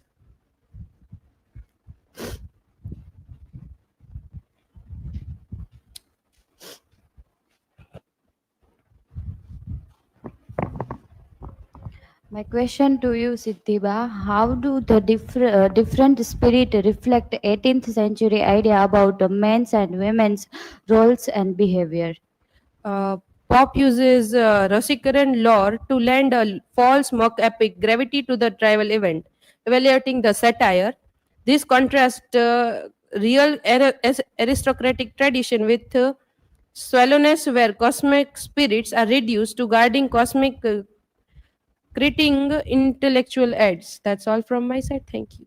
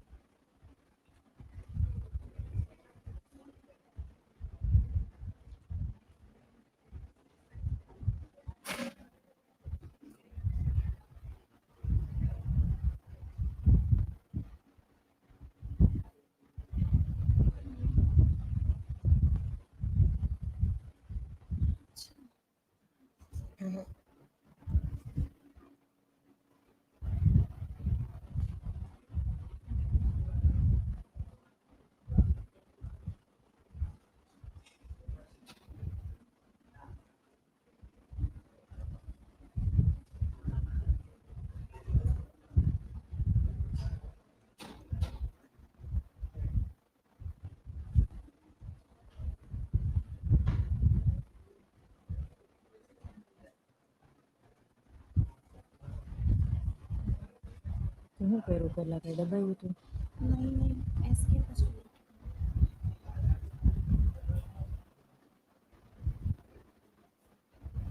મેં escape દબાવ્યું હતું નહીં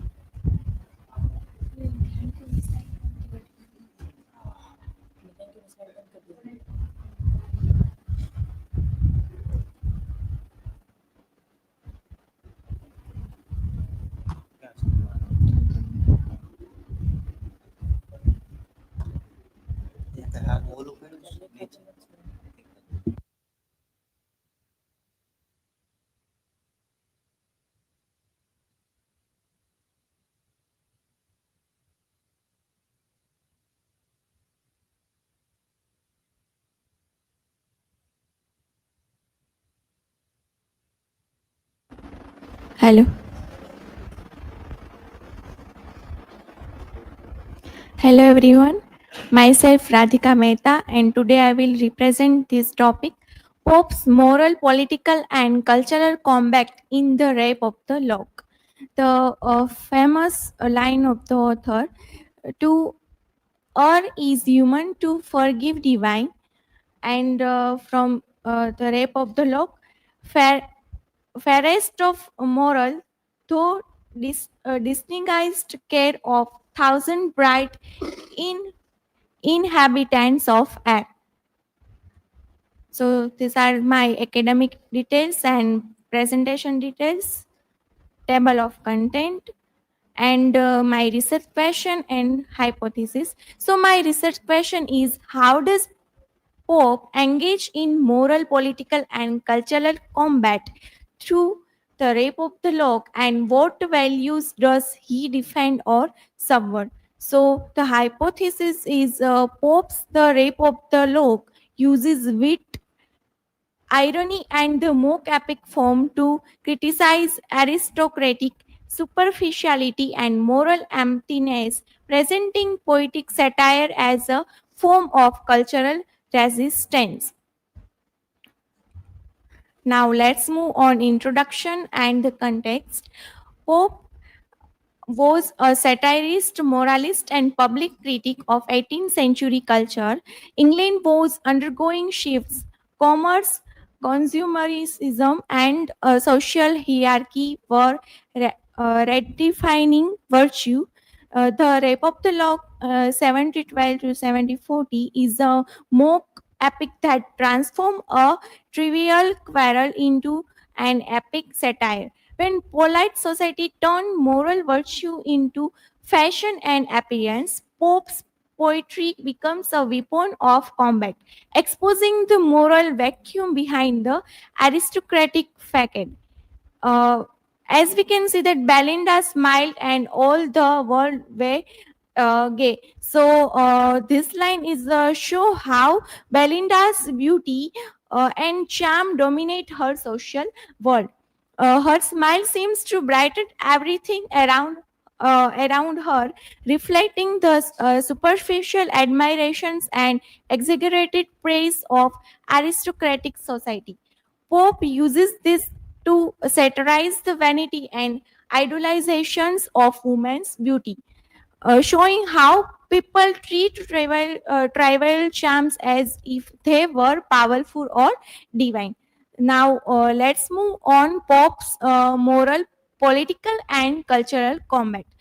Pope's poetry is a response to cultural crisis, a world losing moral depth.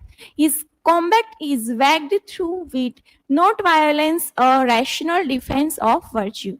As we can see that the poem mocks fashionable society while hinting at universal moral decay.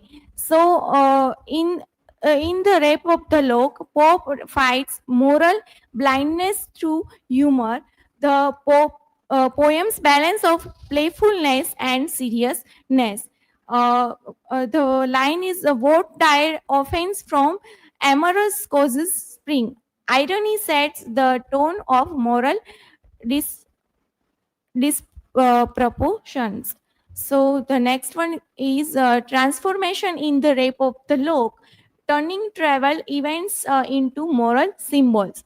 The lock of hair becomes an epic relic representing vanity's immortality. Through mock heroic structure, Pope transformed social gossip into moral reflections. This article highlights the poetic strategies of transformations. Pope elevated Belinda's look to cosmic importance, showing how society idolizes appearance. The poem thus critiques the moral inflections of the traveler. Next one is commodity and religion in Pope's poem. The poem mirrors an emerging consumer's culture. Beauty becomes a commodity. Belinda's dressing table is an altar of material worship. The blend of sacred and profane imagery exposes society's moral confusion. The critic argues that Pope's combat is against commandifications of virtue. Vanity becomes a form of false religion. Fashion replaces faith. The next slide is integrations, moral, political, and cultural combat. A synthesis of three perspectives, as we know that moral, then political and cultural. So the moral synthesis is satire restores the values of virtue over vanity. Political, the Allied's moral decay mirrors political decadence, and cultural is poetry becomes an act of resistance against the vulgar materialisms.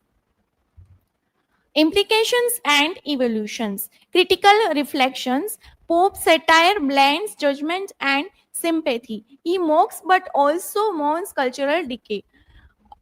Some critics argue his combat is conservative, defending hierarchy rather than reform. Yes, his art exposes how virtue and reason are displaced by fashion and commerce. Invite your audience to reflect, is the Pope's reformist or elitist? His combat might defend traditional virtue but also critique is its corruption in modernity. So now let's move on the conclusion. Pope's The Rape of the Lock embodies his lifelong combat, moral against the vanity, political against the corruption, and cultural against the shallowness. His mock epic style transforms light satire into serious moral critique. The poem thus becomes a mirror and medicine for its age. In the conclusion, in the conclusion, I will add the quote: "Moral trust in elegant disguise may laugh the fool and teach the wise." And final thought is Pope's cultural combat remains timeless in every age where beauty outshines virtue. His satire speaks again. So these are my learning outcomes. These are references, and thank you. Now it's your turn for asking a question.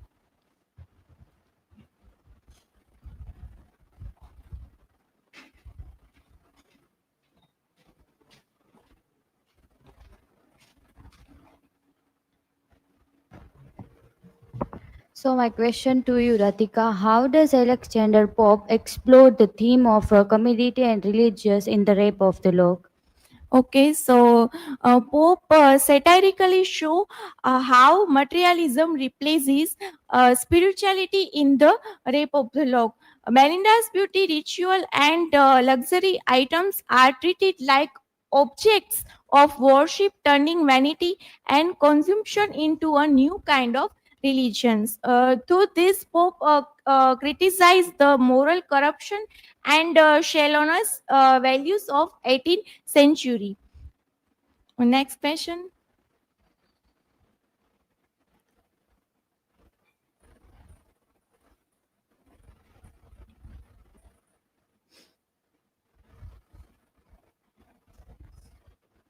So my question is, how does Alexander Pope use the rape of the locks to express moral, cultural, and political criticism of 18th century society?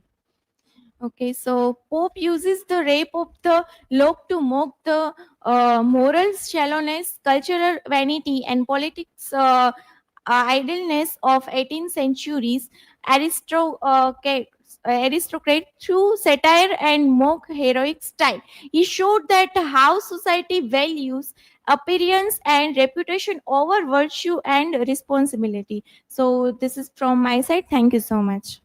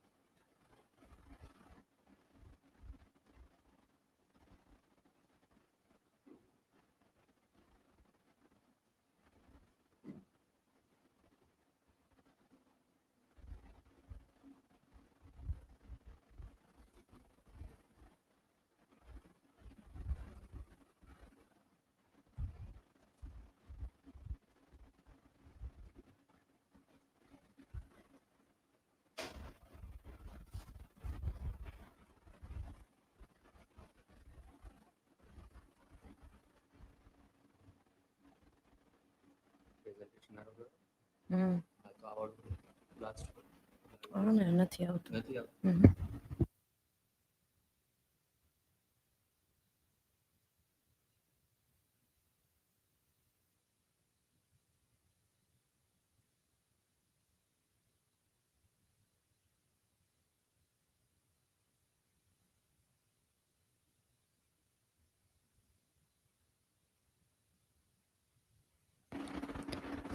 Good evening, everyone. Myself, Grishma Raval, and my topic for today is Proto-Romanticism in the Mid-18th century with the reference of Gray, Burns, and the cult of emotion. So these are my table of contents, my academic and presentation details, and my research question asks that what are the major thematic and aesthetic features of proto-romanticism as reflected in the works of Gray and Burns, and how did the cult of emotion and emphasis on sensibility influence the later romantic poets?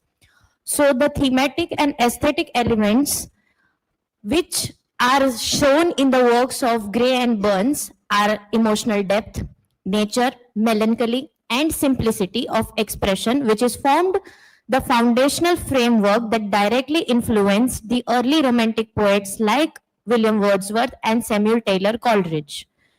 So beginning from my introduction, that how the shift was seen from neoclassicism to proto-romanticism. So proto-romanticism marks the transition from the order and reason of neoclassicism to the emotion and imagination of romanticism. So the mid-18th century writers, they began to reject the artificial poetic diction which was shown in the starting of the neoclassical era, and they started favoring sincerity, nature, as well as feeling. And it reflected the growing cult of emotion or sensibility which valued tears, sympathy, and human tenderness. And this movement foreshadowed the romantic ideals which were later on developed by Wordsworth, Coleridge, and William Blake. Then if we move further, then the spirit of age with the cult of emotion and sensibility, there are many influences being shown in the movement going around at that time, where we can see Rousseau's influence, where he is quoting, "Man is born free, but everywhere in chains." This very much inspired the emotional authenticity and natural expression of the poetry at that time. Then sentimentalism comes and the poetry became a medium for empathy, compassion, and human connection. And the literature explored the moral value of emotion and spontaneous feeling over some morality or some higher proper formal form or meter. Then the focus was shifted from public to private experience, and introspection and emotional truth became the artistic ideas during that time. Then now let us come to the first poet of the proto-romantic era who talked about melancholy and reflection in his works, Thomas Gray, whose works and life spanned from 1716 to 1771. He was an English poet and a scholar who was best known for his contemplative and introspective poetry. And his famous work, Elegy Written in a Country Churchyard, this is a 1751 poem which is reflecting on morality, the lives of common people, and the inevitability of death. And he is using the churchyard as a metaphor for life's transience. He is basically showing that whether you are rich, whether you are poor, you have one factor in common, that is death, and you cannot escape from that. We can see the themes of melancholy in his work, where he is emphasizing the dignity of humble lives and the universality of death. And he is also resonating with the romantic ideal of finding beauty in simplicity and sorrow. Then we have another poet of the proto-romantic era, Robert Burns, who talked about emotion, folk spirit, and the common man. And he was a Scottish poet, a lyricist, and he is widely regarded as the national poet of Scotland, and he mostly wrote firstly in Scottish. And he celebrated the common man. His poetry often highlights the lives and emotions of ordinary people, and he is emphasizing their inherent dignity and worth, which I think many of the poets did not. So he was the first one of his kind. And his work, A Red, Red Rose and A Man's a Man for a That, this poem are expressing deep emotional sentiments. In A Red, Red Rose, a shift is seen from romantic love, and he is very much beautifully capturing the essence of love in a very pure manner. And in A Man's a Man for a That, he is talking about social equality, and he is showcasing how his range in capturing human emotion is varying than the other poets. Then if we talk about the thematic and aesthetic features of Proto-Romanticism, then they talked about emotion over reason, and the poetry began to prioritize emotional expression and personal feeling over rational thought and societal norms. And then we have nature, which was a source of inspiration during that times, and the natural world, which was seen not just as a backdrop, but also as a source of emotional and spiritual insight. So this we can see in the works of Thomas Gray majorly. And then we have simplicity and sincerity, which is majorly and prominently being seen in Burns' works, where the writers embraced simple, direct language and the themes that reflected genuine as well as the proper raw and emotions of human experiences in a very pure way. Then the focus on individual experience was also being seen, and a shift was seen towards exploring personal feelings, inner thoughts, as well as individual perspectives. So in conclusion, if we talk about their legacy and the transition towards romanticism, then Gray and Burns' emphasis on emotion, nature, and individualism paved the way for later romantic poems like Wordsworth and Coleridge. And these themes of emotional authenticity, the sublime in nature, and the dignity of the common person continues to resonate in literature till date in the contemporary times. And their works today as well demonstrate the power of poetry to express deep human emotions, and they connect with the readers across time. My research question and hypothesis are justified because the works of Thomas Gray and Robert Burns mark a vital transitional phase between the neoclassicism and romanticism, and they were the pioneers of the proto-romantic era, and they embodied the spirit of emotional authenticity and individual expression that later on defined the romantic era. And through their treatment of nature, melancholy, and human emotion, they initiated a literary movement that is celebrated worldwide, and a personal feeling over national restraint was the first feature which they highlighted during that time.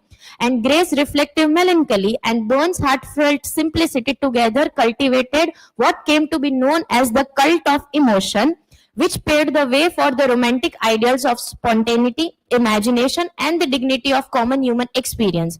So thus, proto-romanticism, which is seen in their works, stands not merely as a precursor, but as the essential seed for which the full bloom of romantic poetry emerged later on.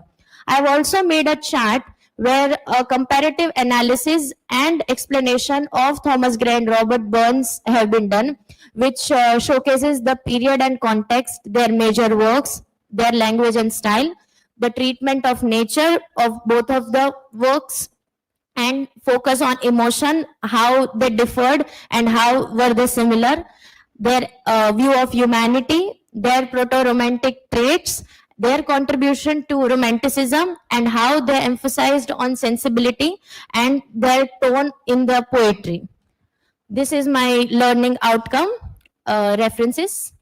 Thank you so much. If anybody has any question, feel free to ask.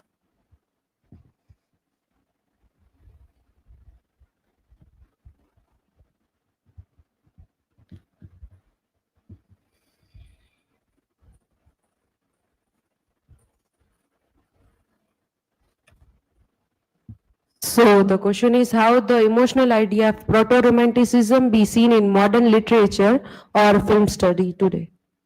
So, if in contemporary modern times, if we see the films like The Notebook, The Dead Poet Society, they are very much beautifully and magnificently highlighting how they are talking about form, not form, but proper formalism seen in their work, yet they are emotionally connected, and they are talking about sense and also the structured identity of human lives, which is connected to the proto-romanticism era and which is seen in today's contemporary times as well.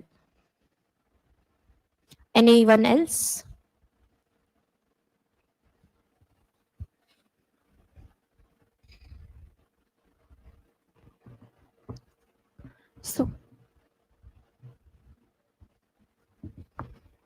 So my question is, what might be the dangers or limitations of the cult of sensibility when it becomes too sentimental?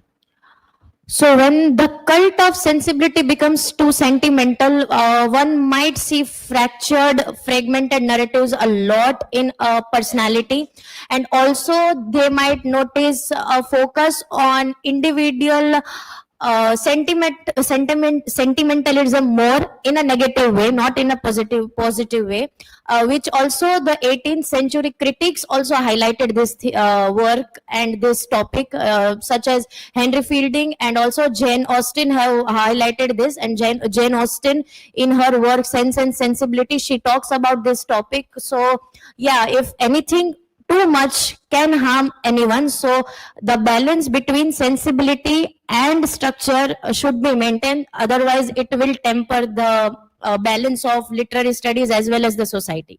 Thank you so much. That is it from my side.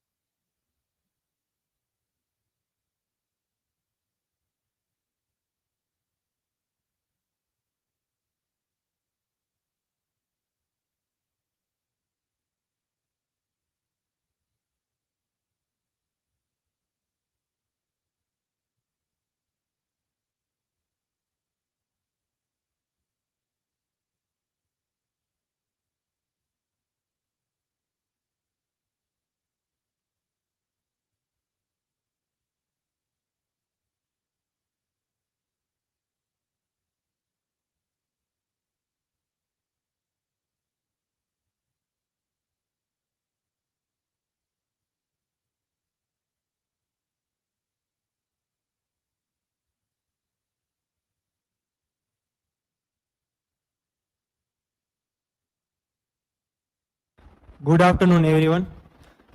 My name is Sagar Chawda.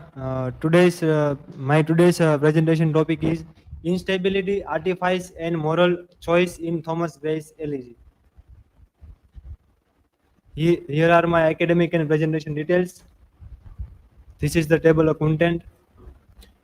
My research question is, how does the elegy's celebrated formal artifice, particularly its foundational syntactic instability, functions not as mere decoration but as the primary vehicle through which the poem navigates its central tensions between the individual and society, sincerity and rhetoric, life and death, to arrive at its concluding affirmation of a contemplative moral life. My hypothesis is the elegy deploys a highly controlled poetic structure to legitimize a radical sympathy for the obscure dead. By concluding with the poet's own epitaph, the poem resolves its central tensions, framing a life of humble contemplation as a virtuous moral choice and a validation affirmative to the corrupting pursuit of public fame. Introduction.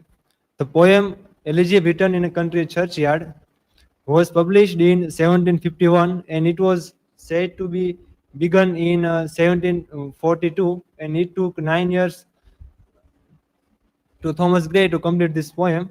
And after its publication, it was met with immediate and widespread acclaim for its universal emotional appeal. Even Samuel Johnson said about the elegy that with images which find a mirror in every mind, and with sentiments to which every bosom returns an echo. The elegy's enduring power lies in sophisticated technique, which combines a personal, sincere mode of expression with highly controlled and often concealing poetic diction. Its literary context is that the poem serves as a bridge between neoclassicism or the Augustan age to pre-romantic settings. In form and decorum, the poem is the poem follows and adheres to neoclassical values of order through its use of the heroic quatrains and elevated diction. That we can see in the plowman homeward plods his weary way. And for the thematic part of the poem, it follows the romantic steerings. The poem champions emotion, validates the lives of the rural poor, and finds profound meaning in the natural landscape. It is the poem can also be associated with the graveyard school that represents the apex of this poetic subgenre, which used meditations on mortality to explore deeper moral questions.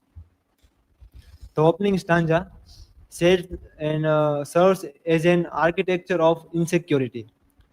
From its first lines, the poem establishes a radical syntactic insecurity that sets the tone for the entire meditation. The opening lines are, "The curfew tolls the knell of parting day." Here, the nail acts as a cognate object, repeating the verb's meaning.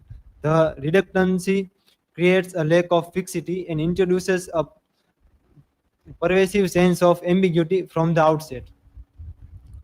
The syntax of mortality, blurring distinctions. Gray's fluid syntax consistently confuses subject and object, which poetically questions humanity's capacity to act as a stable agent in the face of destiny. This technique is a stark departure from the grammatical precision and clarity that defined the Augustan poetics of writers like Swift, Pope, and Dryden. Thematically, this instability mirrors the work of death itself, which universally destroys individuality and blurs the temporary differences between people. Here's the example. In the poem, death can be exemplified as the great leveler who levels the position, power, and ambitions of poor and wealthy in a level. So we can say that the great leveler serves as leveling both the position and everything that virtuous people or anyone poor or rich, it diminishes the distinction of earthly pleasures and earthly accumulations. The grand destiny of ambitious arrives at the same end as the humble path of the obscure. A study case in ambiguity, the awaits controversy. Line 35 presents a key textual uncertainty. Awaits like the inevitable hour. Early editions show both the singular awaits and the plural await. While the plural may seem more grammatically natural, the singular reading unlocks a deeper, more unsettling meaning.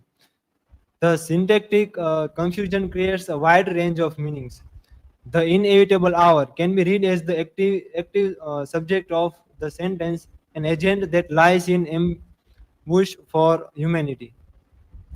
This interpretation suggests that the very act of living is a movement toward inaction, and that death, though a passive state, is an active force that destroys. Here, Gray wants to say that either death waits for you or humans are passively waiting for the death. The moral value of obscurity. A central dynamic in the poem is the contrast between the vibrant communal life of the poor and their solitary state in the grave. The obscurity, however, is framed as a form of moral protection. It not only limited their virtues but also confirmed their potential for crime. Here is the example from the poem. Poetic design, the dialectic of artifice and sincerity. The villager's latent genius is compared to treasures hidden from the world, just like full many a gem of purest ray, serene. This kind of gems especially lies in deep sea, and not everyone can see that. Just as the flower in the next line, in the next quadrant are in the desert.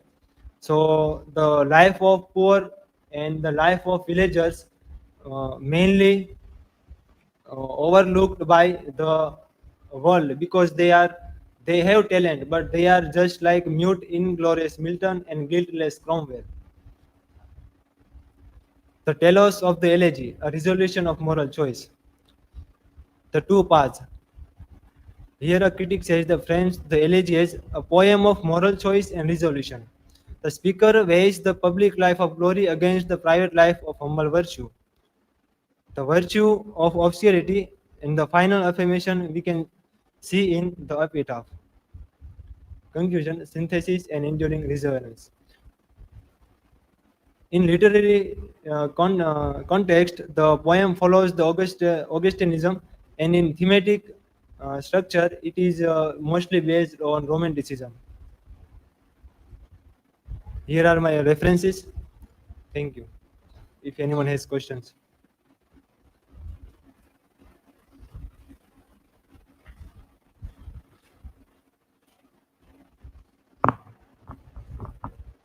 So my question is, what does syntactic instability mean in Gray's elegy? So the syntactic instability means in Gray's elegy, where he uses such kind of poetic devices such as inversion to artifice the poem and to not present the ideas and beliefs in a simple manner just to elevate the structure of the poem. Anyone has another question?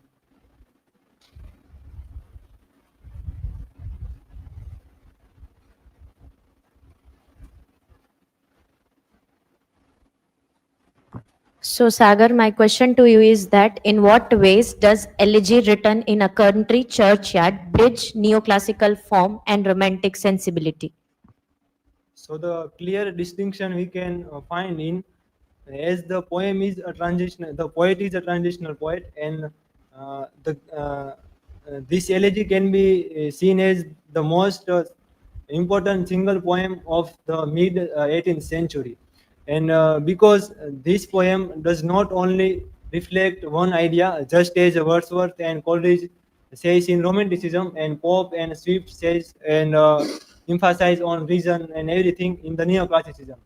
In form, structure, and decorum, and every kind of structure, it follows mainly in the first stanza. It starts with quatrains. Rhyme scheme is AB, AB, and we can say that iambic pentameter, it also follows. In structure and form and decorum, it follows the rules of neoclassicism.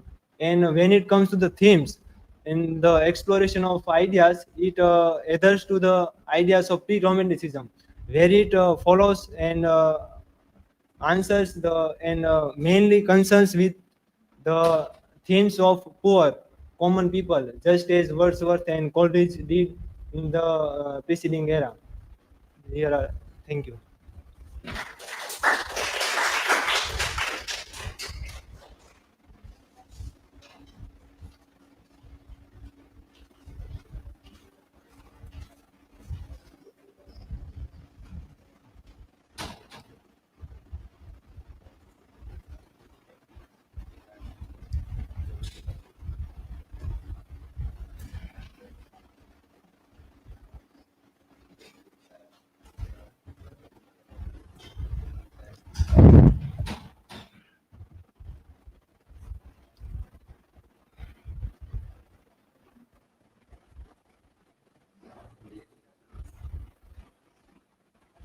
Sagar ma'am.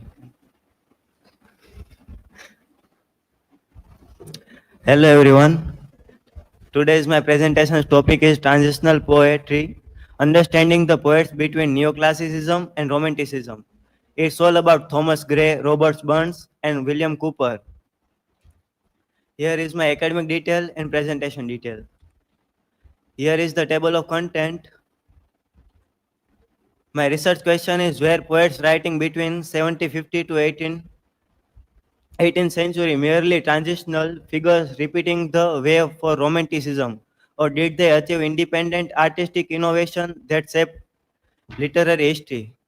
In the end of presentation, poets like Thomas Gray, Robert Burns, and William Cooper were not incomplete romantics or failed neoclassicists, but innovative artists who responded creatively, developed distinctive formal techniques, influenced romantic poets, and deserve appreciation and independent achievement. So first of all, defining the transitional poet. Poets writing 1750 to 1800 resist neat classification as either neoclassicals or romantics. Burton Branson called this era uncommittedness, where poets face both ways, neoclassical also and romantics also. Gray, Burns, and Cooper inherited Augustan forms but developed new emotional intensity. In modern critics dismiss them as merely preparing ground for romantics. Understanding their independent achievements reveals how literary changes actually occurs. First of all, Gray's revolutionary grammar. Gray's elegy written in Country Churchyard in 1751 deliberately uses ambiguous syntax. The opening lines blurs subject and object. The curfew tolls the knell of parting day. Hutchinson argues that Gray creates fluid syntax where subject and object are losing their fixity. This grammatical uncertainty mirrors Death's dissolution of individual identity. Gray transforms classical form through syntax experiment and anticipating modern disruption. The elegist democratic vision is Gray's poem equalizing rich and poor through Death's universal power. The path of glory lead but to grave. Use singular verbs reinforcing Death's reduction. The poem contemplates some village Hampton and mute inglorious Milton among the dead. Gray dignifies rural poor while questioning whether austerity prevented or protected greatness. His ambivalence about fame reflected mid-century class anxieties and social mobility tensions. In Burns' vernacular innovation and romantic influence, Burns lived very short, 1759 to 1796, wrote in Scott dialect, challenging English literary dominance. Wordsworth called Burns a teacher, showing how verse may build a princely throne on humble truth. Coleridge praised Burns for writing in situation most favorable to for formatting of pure poetic language. Yet modern critics like David Dechis deny Burns influenced romantic poetry. Burns demonstrated transitional innovation through linguistic rather than thematic experimentation. Burns and the poetry of feeling. Burns emphasized sincerity and strength over formal perfection. His love lyric like A Red Red Rose in 1794 combined folk simplicity with emotional intensity. Hazlitt praised Burns' native in spirit in characteristic humor and vivid description of nature feelings. Kids found in Burns' luxurious imagination and celebrate of sensory experience. Burns balanced Scottish traditional forms with new emphasis on personal emotion. Cooper's The Task, Everyday Life as Poetry. Cooper's The Task, written in 1785, pioneered blank verse meditation on ordinary domestic experience. The poem begins with Sofa's history before expanding to nature, society, and faith. Wordsworth acknowledged Cooper powerfully encountered to Darwin's dazzling manner. Cooper makes description, autobiography, moral reflection, and social critique also. He democratized poetic subject matter, making quotidian life worthy of sustained attention. Cooper's psychology of nature. Cooper suffered severe depression and religious doubt throughout all his life. His nature description connect external landscape to internal psychological state. I was stricken deer that left the herd. In the task book 3, links nature to suffering. This anticipates Wordsworth's sport of time, where nature triggers memory and emotion. Cooper's work shows transitional poet developing near relationship between self, nature, and expression. Beyond preparation, independent achievement. P.W.K. Stone argues transitional poets made fundamental breaks from neoclassical theory. In neoclassical, there were rigid structure for literature. Yet, brain Costos of Stone overstayed repute while undervaluing continued.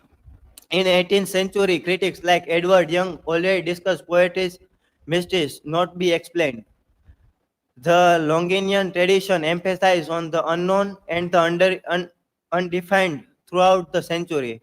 Understanding requires appreciating both innovation and inheritance simultaneously. Structure as exploration, the aesthetic of wandering. Long poems like Cooper's The Task embrace digression and associative structure. Richard Terry Shaw's poet defended digression as revealing authorial personality. This poem mixed genre, description, satire, meditation, and autobiography also. Critics attacked their want of proper arrangement, yet this anticipated modernist technique.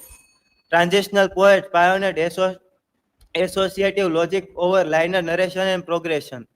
In social forces shaping poetic changes, in mid-century, commercial expansion and religious anxiety and class mobility are there. Growing middle-class readership demanded poetry reflection, their own experimenting. This poet navigates between inherited forms and new social realities. In conclusion, revoluting transition, Gray, Burns, and Cooper innovated through syntax, language, and structure, respectively. Contemporary Romantic poets recognize their revolutionary influence on poetic development. These poets deserve appreciation as innovators, responding to their moment's challenges. In the final lesson, literature constantly evolves through creative adaptation, not sudden revolution. Here are my references, and thanks a lot. Now,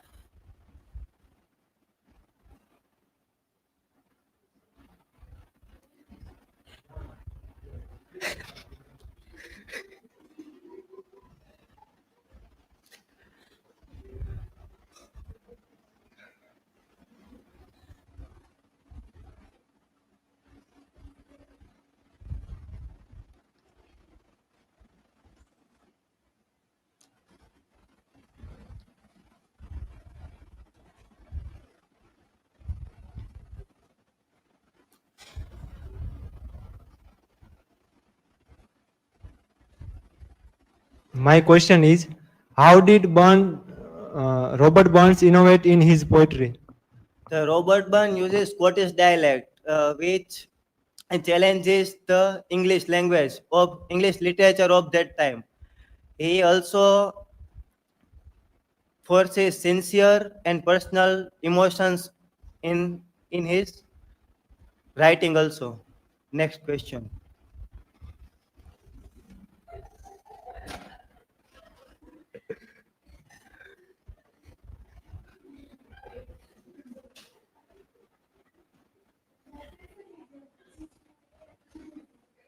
So my question to you is that what new subject did William Cowper bring to poetry with his work The Task?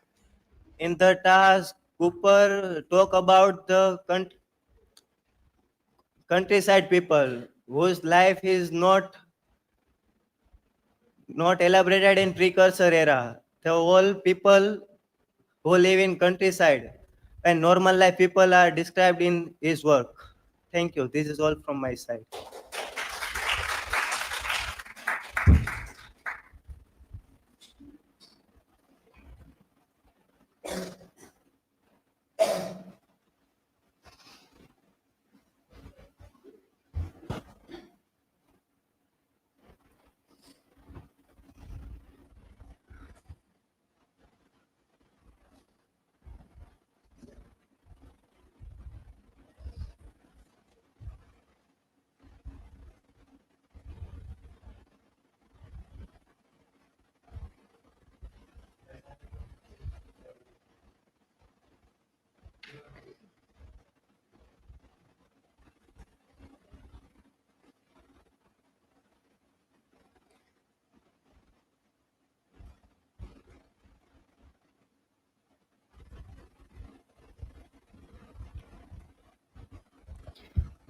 So, hello everyone.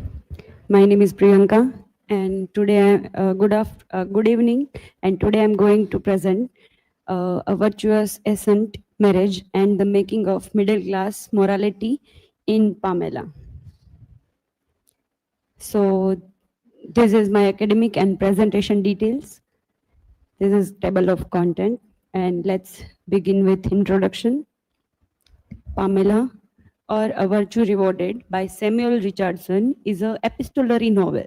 So first we have to know that what is epistolary novel. Novel is written as a series of documents exploring a servant girl's moral resistance and eventual marriage into her master's class. The novel is heavily invested in social hierarchy, morality, and virtue, written as a moral currency in 18th century England. Pamela's virtue is not only a personal but becomes a symbolic capital tools she uses to negotiate social mobility. The marriage is presented as both reward for virtue and a mechanism of ideological regulation of gender and class. Key tensions include that class subjection, moral superiority, and the negotiation of equality despite hierarchical constraints. So let's focus on my research question.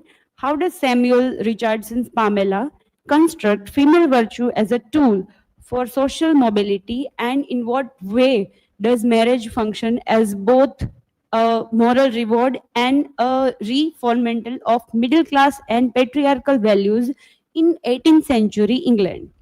So my hypothesis is, in Pamela, Samuel Richardson portrays female virtue, particularly chastity and obedience and moral integrity, as a form of social and moral capital that enables upward mobility, while marriages function simultaneously as a reward for virtue and mechanism to reform middle class and patriarchal norms in 18th century England. So, in 18th century, what is the moral landscape? The 18th century show the emergence of moral middle class, and where virtue and respectability become measure of social worth rather than birth or wealth. Pamela mirrors that culture shift. Her chastity and obedience become forms of moral capital, symbolizing middle class ideals, and virtue serve as a social currency, allowing a lower born to claim dignity and moral superiority over the corrupt elite. The novel aligns with Protestant ethic of industry, modesty, and self-discipline, reinforcing bridged domestic morality. Female virtue was both a tool of empowerment and a mechanism of control, securing class ascent while maintaining patriarchal order. So let's focus on virtue as a social and moral capital. In Pamela, virtue functions as a symbolical capital, a moral resources that enable Pamela's ascent from servitude of gentility. His chastity, humanity, and piety operates as a currencies of social mobility, legitimizing her worth in class based on society. Richardson transformed feminine virtue into social power, aligning moral purity with middle class and respectability, protest, ethics of discipline and restraint. Pamela's resistance to Mr. B evidence that becomes an economic and moral negotiation, proving that moral integrity, not lineage, determines true values. Her letters act as a performance of virtue, shaping her identity through narrative, self-discipline, and emotional transparency. Yet, her eventual marriage shows virtue's double bind and means of empowerment that ultimately reinforces patriarchal order. So, in Pamela, the most important, marriage and the ideology of reward. In Pamela, marriage serves as both moral and recompense and social regulation, transforming private virtue into public legitimacy. And Richardson narrative moralized marriage as a Mechanism of moral reform, where Mr. B's redemption mirrors Pamela's social evolution. The marriage signifies the fusion of moral worth and class privilege, legitimizing middle class ideals of domestic virtue and respectability. Pamela's letter and narration construct the moral framework for her own material fate, demonstrate how virtue is performed as a witnessed. So we can see here, so in Pamela, virtue as a reward, and being good is a freedom. So gender, let's focus on gender power and domestic morality. In Pamela, gender roles are central. Because of female virtue is both empowering and constructing, determining moral and social legitimacy. Mr. B's authority demonstrates patriarchal power, yet his moral reform defined on Pamela's resistance, showing interdependence of gender's role. And domestic morality in novel is ideological tool and aligning a private sphere with middle class values of chastity, humanity, and self-discipline. Marriage consolidates gender power. Pamela gains social status, but her empowerment is structured within a patriarchal expectations. The novel reflects borders 18th century tensions where women's virtue is publicly visible, but socially policed, linking moral behavior to social mobility, class mobility, and the myth of equality. In Pamela, on upward mobility is despite as a conditional and tightly bond of moral virtue, not just talent or merit. So despite her marriage, her servant origin remains visible, showing that social mobility is patrial symbolic rather than absolute. The novel critiqued upper class corruption and suggesting that moral integrity not birth defined worth but only within a framework and by patriarchal society. So Protestant ethic and making of middle class. So Richards and Pamela reflect Protestant ethics and emphasize the discipline, modesty, piety, and self-restraint as a marker of moral and social values. And the novel illustrates the internalizing of Bridgeworth's value, showing how Protestant ethics underpin both genders' expectations and class consequences. So the critical reflection and conclusion is Pamela illustrates the interplay of virtue, marriage, and social mobility, showing how personal morality can influence class positioning. The novel highlights tension between empowerment and patriarchal control. Pamela gains status but remain a subject of social expectations. While virtue is rewarded, the reward is fame within existing social hierarchies, reflecting the patriarchal and conditional nature of class mobility. Overall, Richardson's work negotiates morality, gender, and class, offering a blueprint of understanding 18th century boundaries of ethics. So this is the learning outcome and these are the references. So if you have any question, feel free to ask.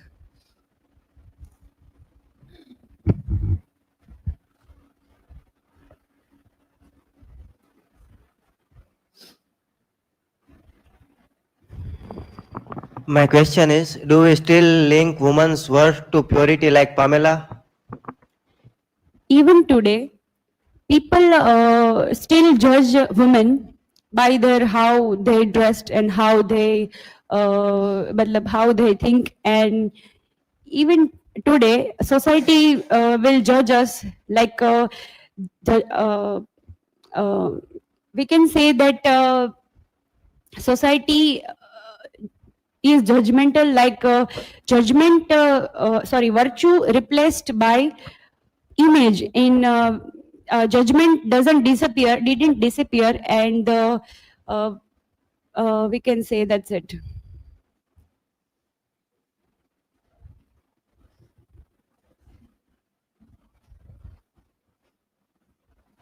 My question is, would Pamela be seen as empowered or submissive now? Pamela could be seen as both way. Like some people might say that Pamela is strong because she stands for herself, and other people might say that Pamela is matlab, she marry Mr. B. So probably she is probably in this age she might be seen as a strong girl, and that's it. This is from my side. Thank you.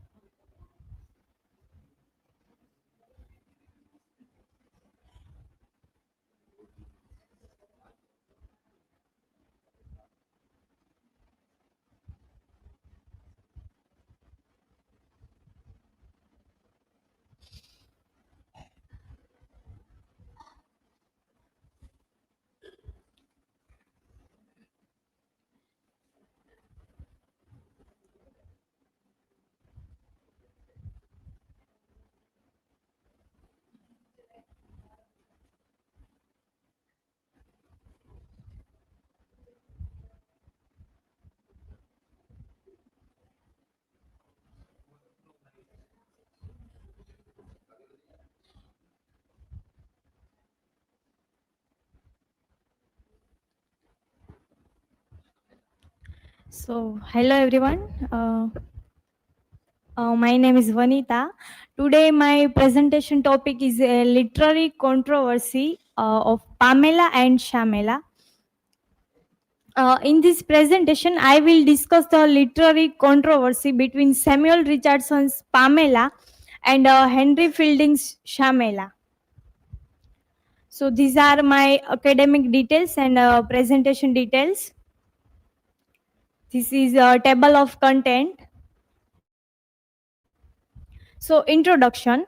Pamela, written in 1740, is presented as a moral, sentimental tale of a young maid whose virtue leads to social reward.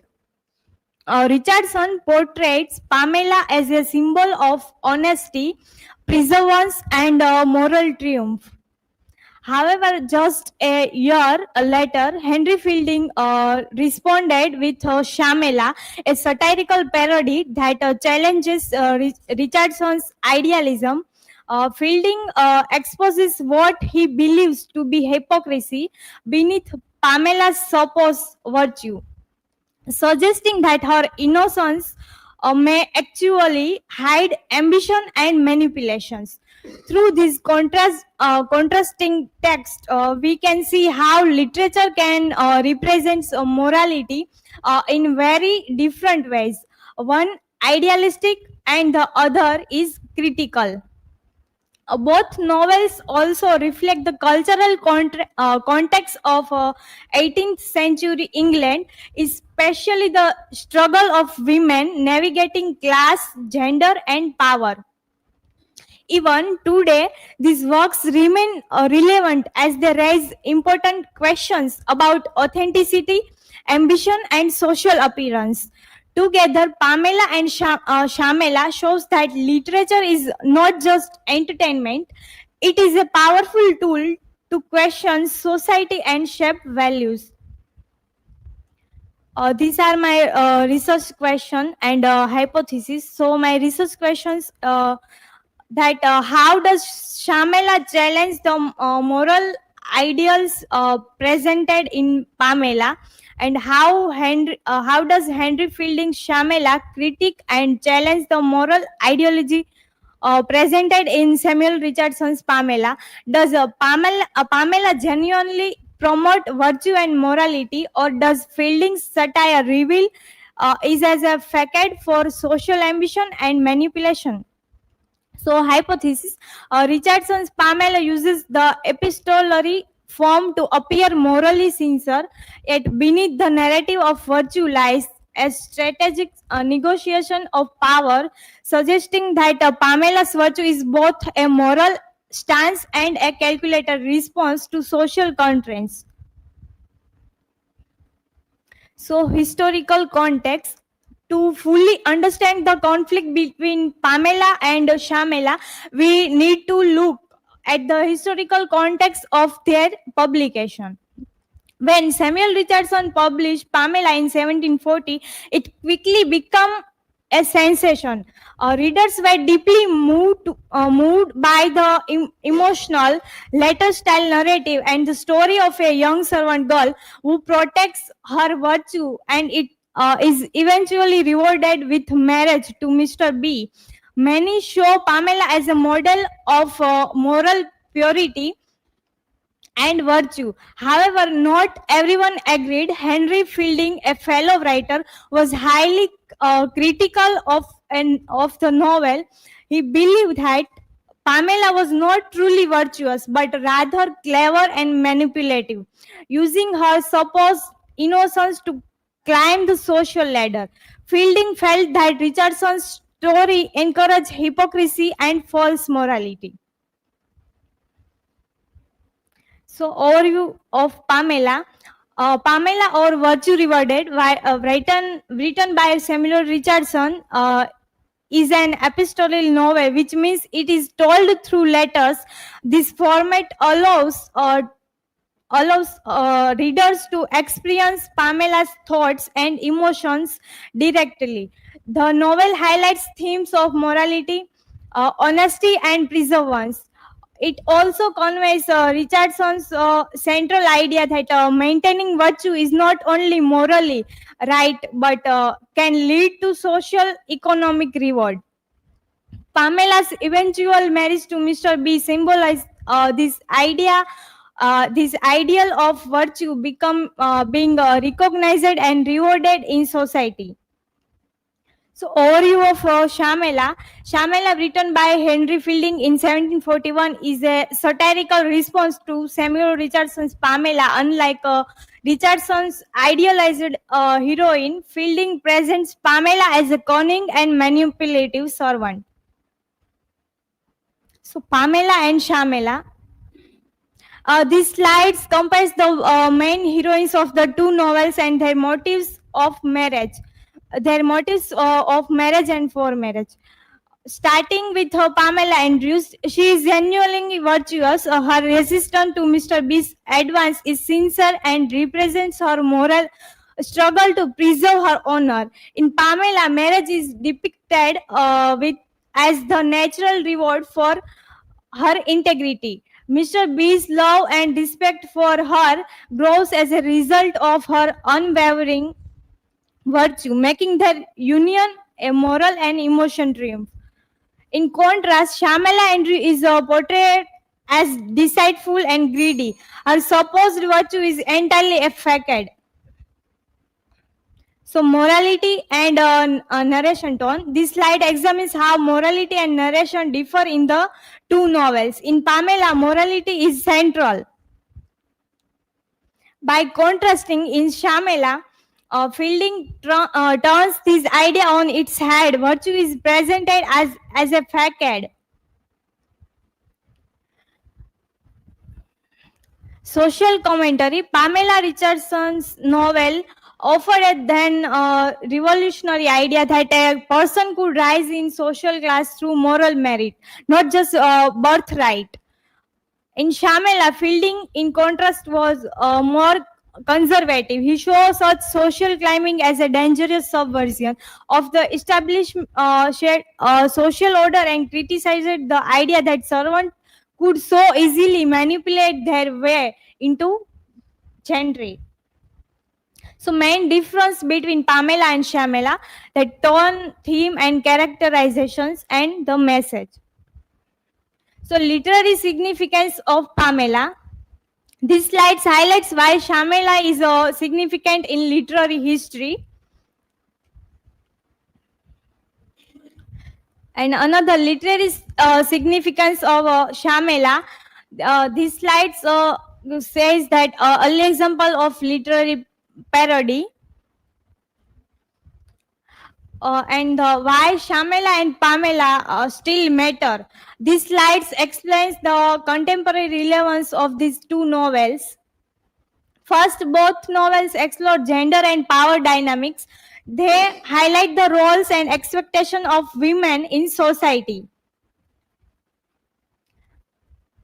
The lasting legacy.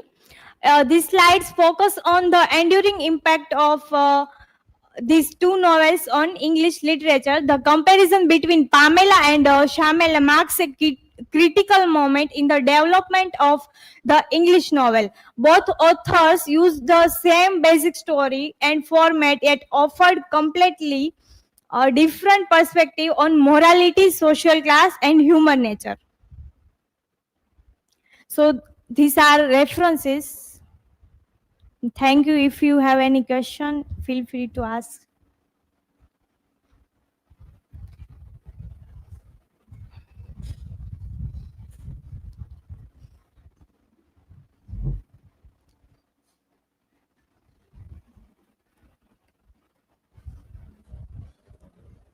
Hello. So my question is that which novel is more important? So both novels, Pamela and Shamel, are important, but for different reasons. Pamela pioneered the sentimental epistolary and moral storytelling. Shamela is significant for satire and comic critique. So influencing later English literature, their value depends on whether one emphasizes a moral narrative or critical satire. So another one.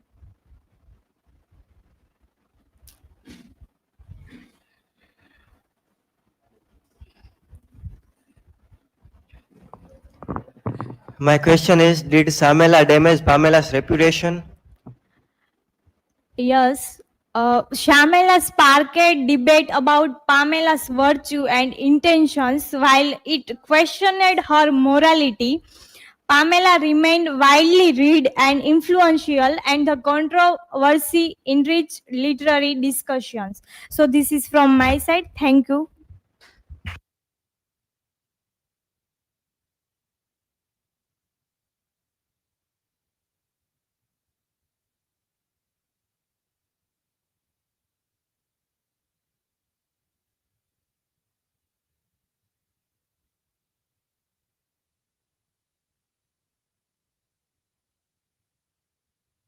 Just check if the audio is okay on the live.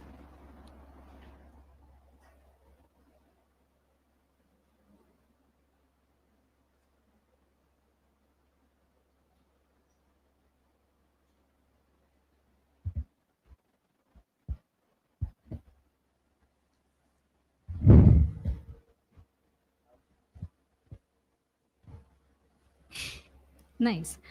Okay, so first of all, good attempt when it comes to considering this as the first time you guys are dealing with the whole structure of putting your content into the research format of hypothesis, questions, and outcomes and all those things.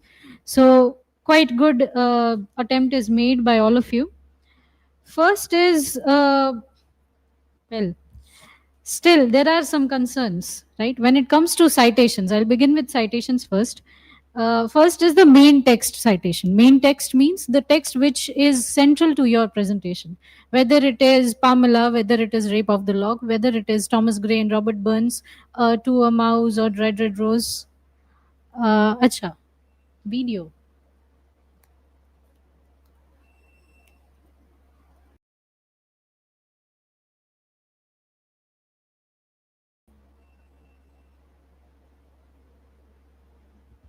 Now? Okay. Well. So then when it comes to the main text citation, these people missed it, right? So Mittal's presentation, Vanita's presentation, and Radhika's presentation, the main text was missing. Now, Vanita, you did cite Pamela, Richardson's Pamela you cited, but Shamila also is part of your presentation, right? So then that also you have to cite. So that is how you need to see. The text which you are mentioning in your presentation should be there. The original text citation should be there at the end in the works cited list.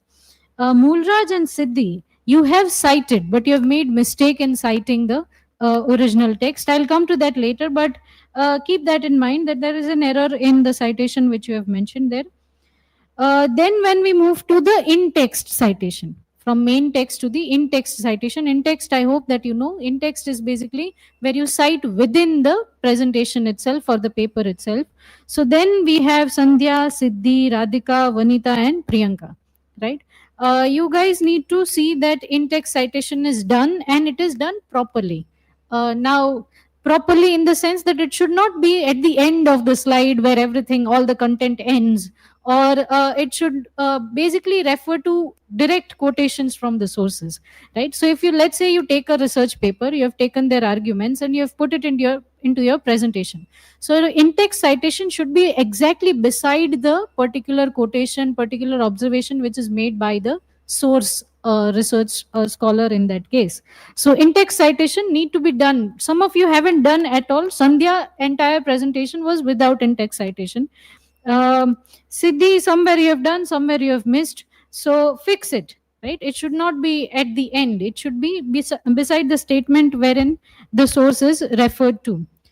Then when it comes to citations, another concern is the alphabetical order, right? If you follow the MLA style, then the one thing which you need to do is alphabetical order should be maintained in the cited works.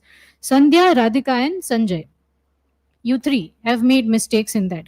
Sanjay, everything was correct. You've made one mistake. Cowpers should be above in the C list, right? Instead of after the T. So then that one work, because of that one work, your alphabetical order is mismatched in that case.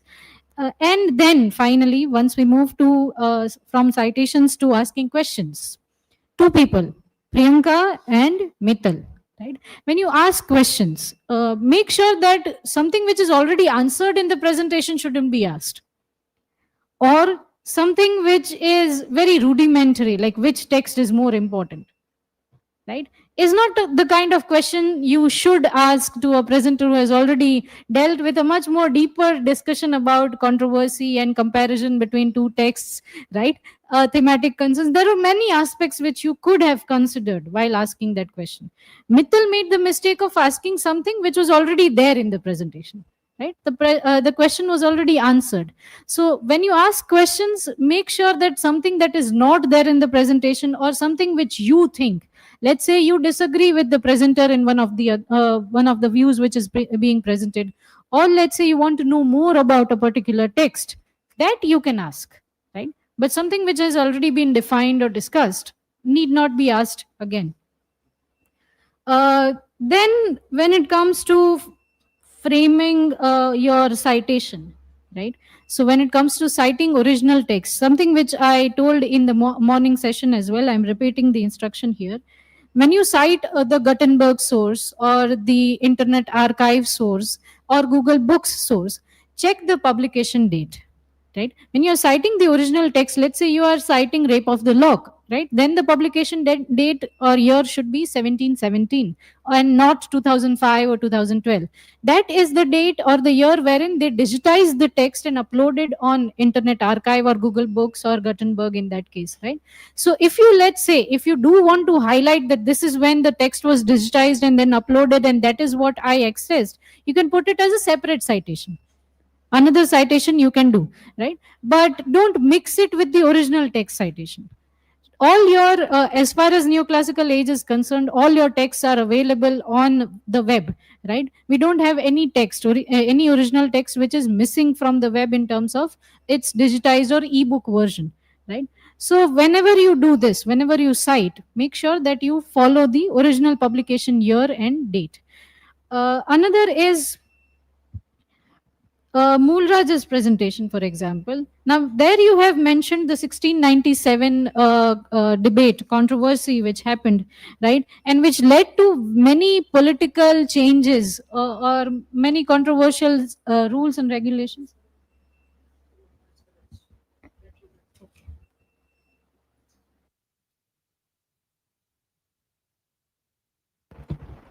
Hello? Yeah. So when it comes to your presentation, you did mention a lot of philosophers, right? You have referred to a lot of that Toland and then Brown. Let me just share the screen so then I can show it to you.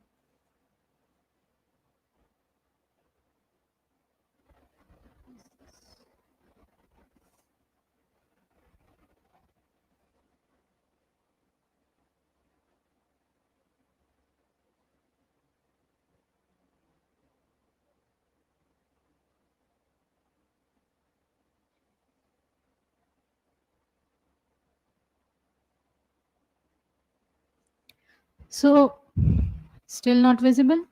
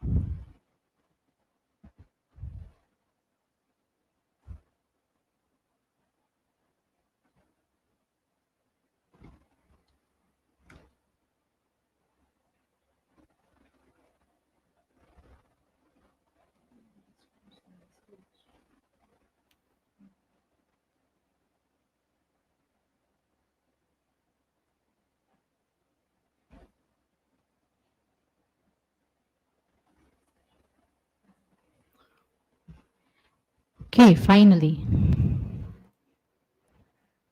So here, in this one, the antagonists and the controversies spark. You have listed John Toland, Peter Brown, Archbishop Narcissus Morse, and the spark which was there. Now, before you deal with this, right, you need to first introduce the people what was the controversy about. Like, what was the 1697 Dublin controversy? That should be part of your introduction, right? Then you move to who are the people who are involved in the controversy. You have listed their names here and their particular argument, right? But then who were they? Why were they significant in this particular controversy? What was their contribution? So that is where you need to first deal with that before you make arguments based on their observation, right? So first introducing the people to the actual happening, the event. Another thing is, what were the consequences of this controversy and how did that affect Swift's writing of Tale of a Tub in such a way, right? So when you see this controversy, I suggest you do read about it at length once you guys are free. This Dublin controversy led to the rule or banishment of Catholic clergy from Ireland in that case. And within that context, your Swift is making a point, right? So banishment means all of them were not allowed to work for the government, right, in Ireland. So, and they were supposed to leave Ireland because they were considered as Catholics and anti-establishment in that case, right? So the government didn't allow any Catholics to function as clergy within the government. This was the controversy. And all these three people, they presented books and papers which were in a way debatable in that case. One was in favor of this decision of the government, one was against this decision. And then you have Swift, right? So that is how you need to link.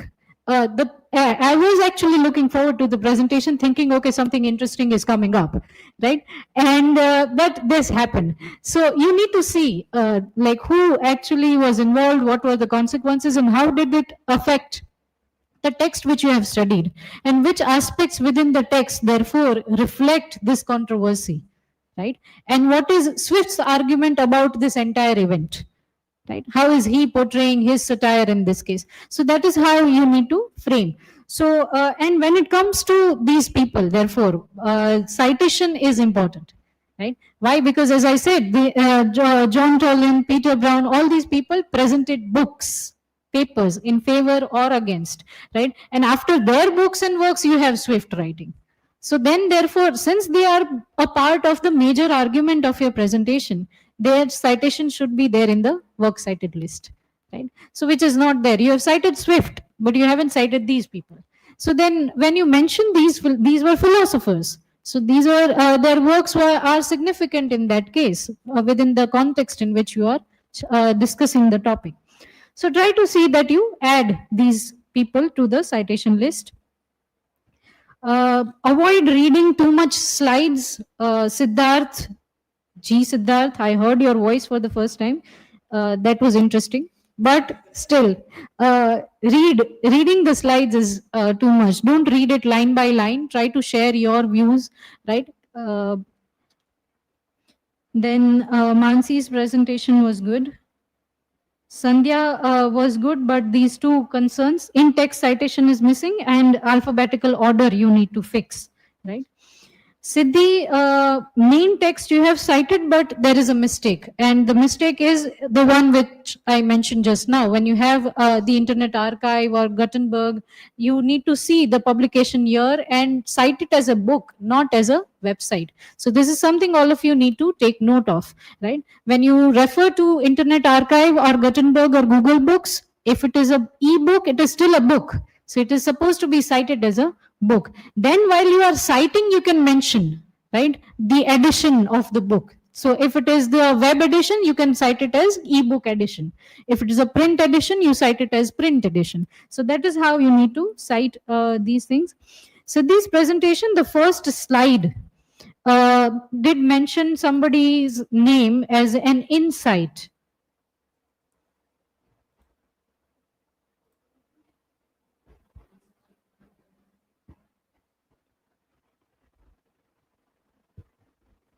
So, right? So, is this a particular source or somebody you are referring? Okay. So then no need to mention it in the first slide. You need to cite them towards the end or in wherever you are making an argument from their source, right? So in text and works cited, that is where you need to mention. No need to mention them in the first slide. Until and unless the first slide is contributed by them, then it's a different case, right? But this, if it is an article source, then you need to cite it towards the end. Then Radhika's presentation, the last source.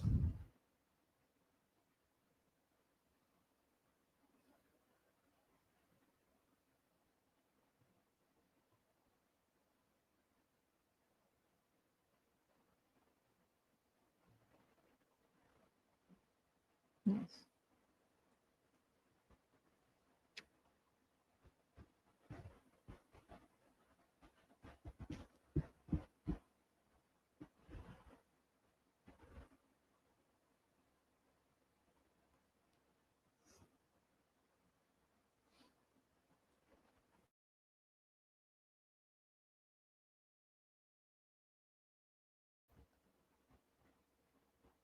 Right? But it is a JSTOR. How can it be a PDF? If it is available on JSTOR and if you are presenting the link, it will be on JSTOR. If it is a PDF, refer to where is the original. So if it is a journal article, journal you have to cite. If it is a book you have to cite. So putting just a website link is not enough. That is what I want to tell you. if you are following MLA citation in the previous sources, you should be consistent in all the sources, right? Just because it is not available, or let's say it is just a PDF, so then that doesn't mean that you don't cite it in MLA order, right? And even when it comes to your alphabetical order, now you can see it on the screen very clearly, right? First is Fabricant, then is Cohen, then Hernandez. So alphabetical order is also not maintained. Once you will cite the last source, again the alphabetical order will change depending on the name of the author, right? So if it is a PDF, it will have at least the author's name, it will have the journal's name. So if you do come across sources where it is not available on JSTOR, it's just free on the web, even then the author's name, journal's name, book's name would be there. So that is something which you need to see now when you cite sources. Just be careful with the details that you encounter. Grishma's presentation was good. Sagar answered questions very well, and this is something I think everybody can take note of, right? The way he answered questions with elaboration. And when he was asked to present sort of discuss how the transitional poets are a link between the neoclassical age and the romantic age, he defended it both ways, not just by saying कि नहीं इसमें भी romantic age का element है and इसमें भी. He presented both ways. One by saying their structure is neoclassical, but thematically they are romantic in nature. They are influenced by both these. That's why they function as a bridge between these two ages. So now this is something which you also can try out. When you answer questions, answer it thoroughly, right? Or at least some bit of clarity, right? Step by step you go. Even if 2 points are presented in a logical fashion, then you have answered the question very well. So that is good. Sanjay, I think I have already said. One thing, you need to fix your hypothesis.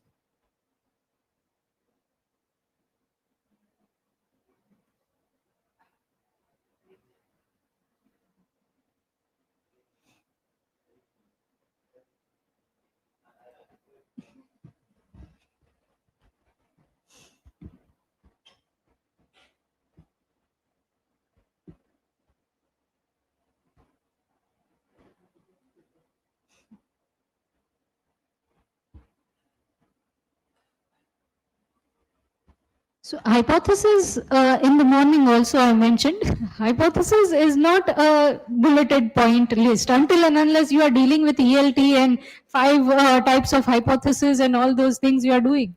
Then it's a different case, but hypothesis itself is supposed to be either 2 to 3 statements or a paragraph or a few lines.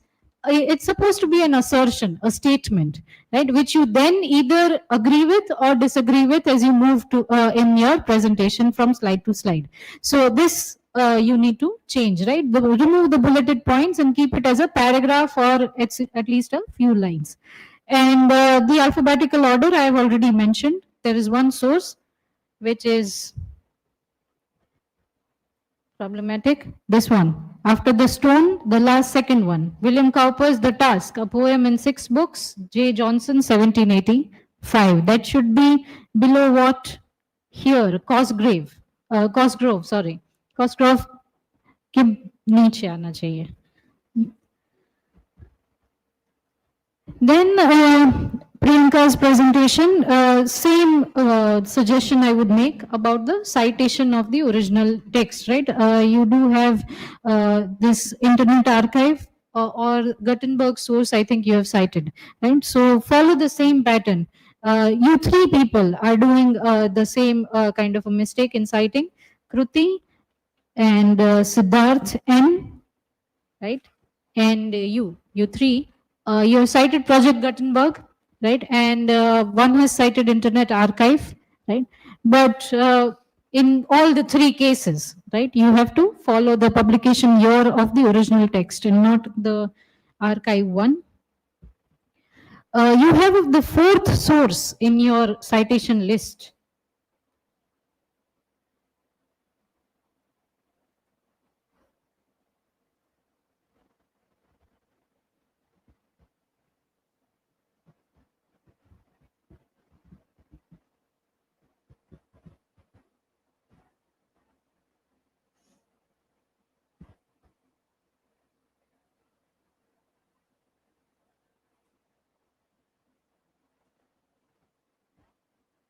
This one. Montefiore Allen, Pamela Anderson, and vulnerability. How is it relevant to your argument about Pamela and virtue? Because this source actually, this particular article is not about Pamela or virtue rewarded. This entire source, you read this article, Pamela Anderson and vulnerability. So they are basically talking about this particular author, Alan Montefiore, has met Pamela Anderson, and they are talking about the theme of vulnerability and the way she used to write, but not the Richardson's Pamela. This is Pamela Anderson, right? Yeah. So see this. So when you search for sources and when you cite sources, make sure that they are relevant to your research question and hypothesis. And this is where, since this is your first attempt, it is very obvious and natural to make these mistakes. And it's totally fine that you do these things, right? But from now on, right, since this structure is very much new for you, this is still your first stage in this particular structure. So from now on, when you prepare your PPTs or your articles or your assignments, citations, research questions, hypotheses, try to frame them in such a way that they help what you've written down in the later sections, right? If you have put a research question, that should either be answered or be contested within the paper or assignment or presentation which you are making. If you have written a hypothesis, it should either be proven or be disapproved or disagreed with once you are done with your presentation. That is the purpose of these sections within your presentation and assignments. So I hope this much is clear to all of you, right? And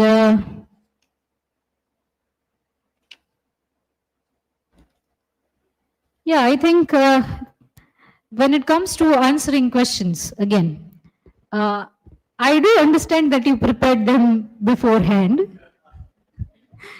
And it was obvious by the very fact that somebody has to read their answers from the device that they are holding while presenting the PPT. So it was very easily identifiable in that case. But people who did make an attempt, some of you didn't read, right? So some of you did actually impromptu answer the questions which were given. So I appreciate that gesture, and that is something all of you need to do, right? Preparing your answers beforehand is not going to help you out, right? Because questions can be posed by anybody from anywhere in any situation, right?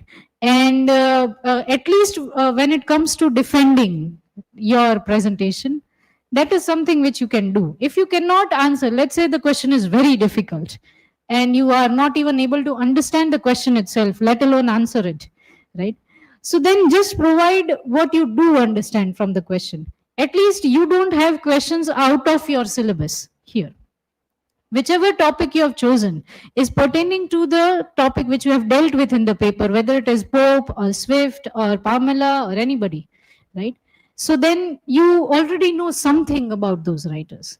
So then based on your understanding so far, you can answer that question. Right? So if it's a question about, you read the question, you don't understand anything, but you do understand Thomas Gray. So you can answer that particular question based on what you have done in your presentation pertaining to Thomas Gray. Right? So that is something which you can now do instead of preparing question and answers beforehand. This is, if you keep it impromptu, it will be like a practice for you. Right?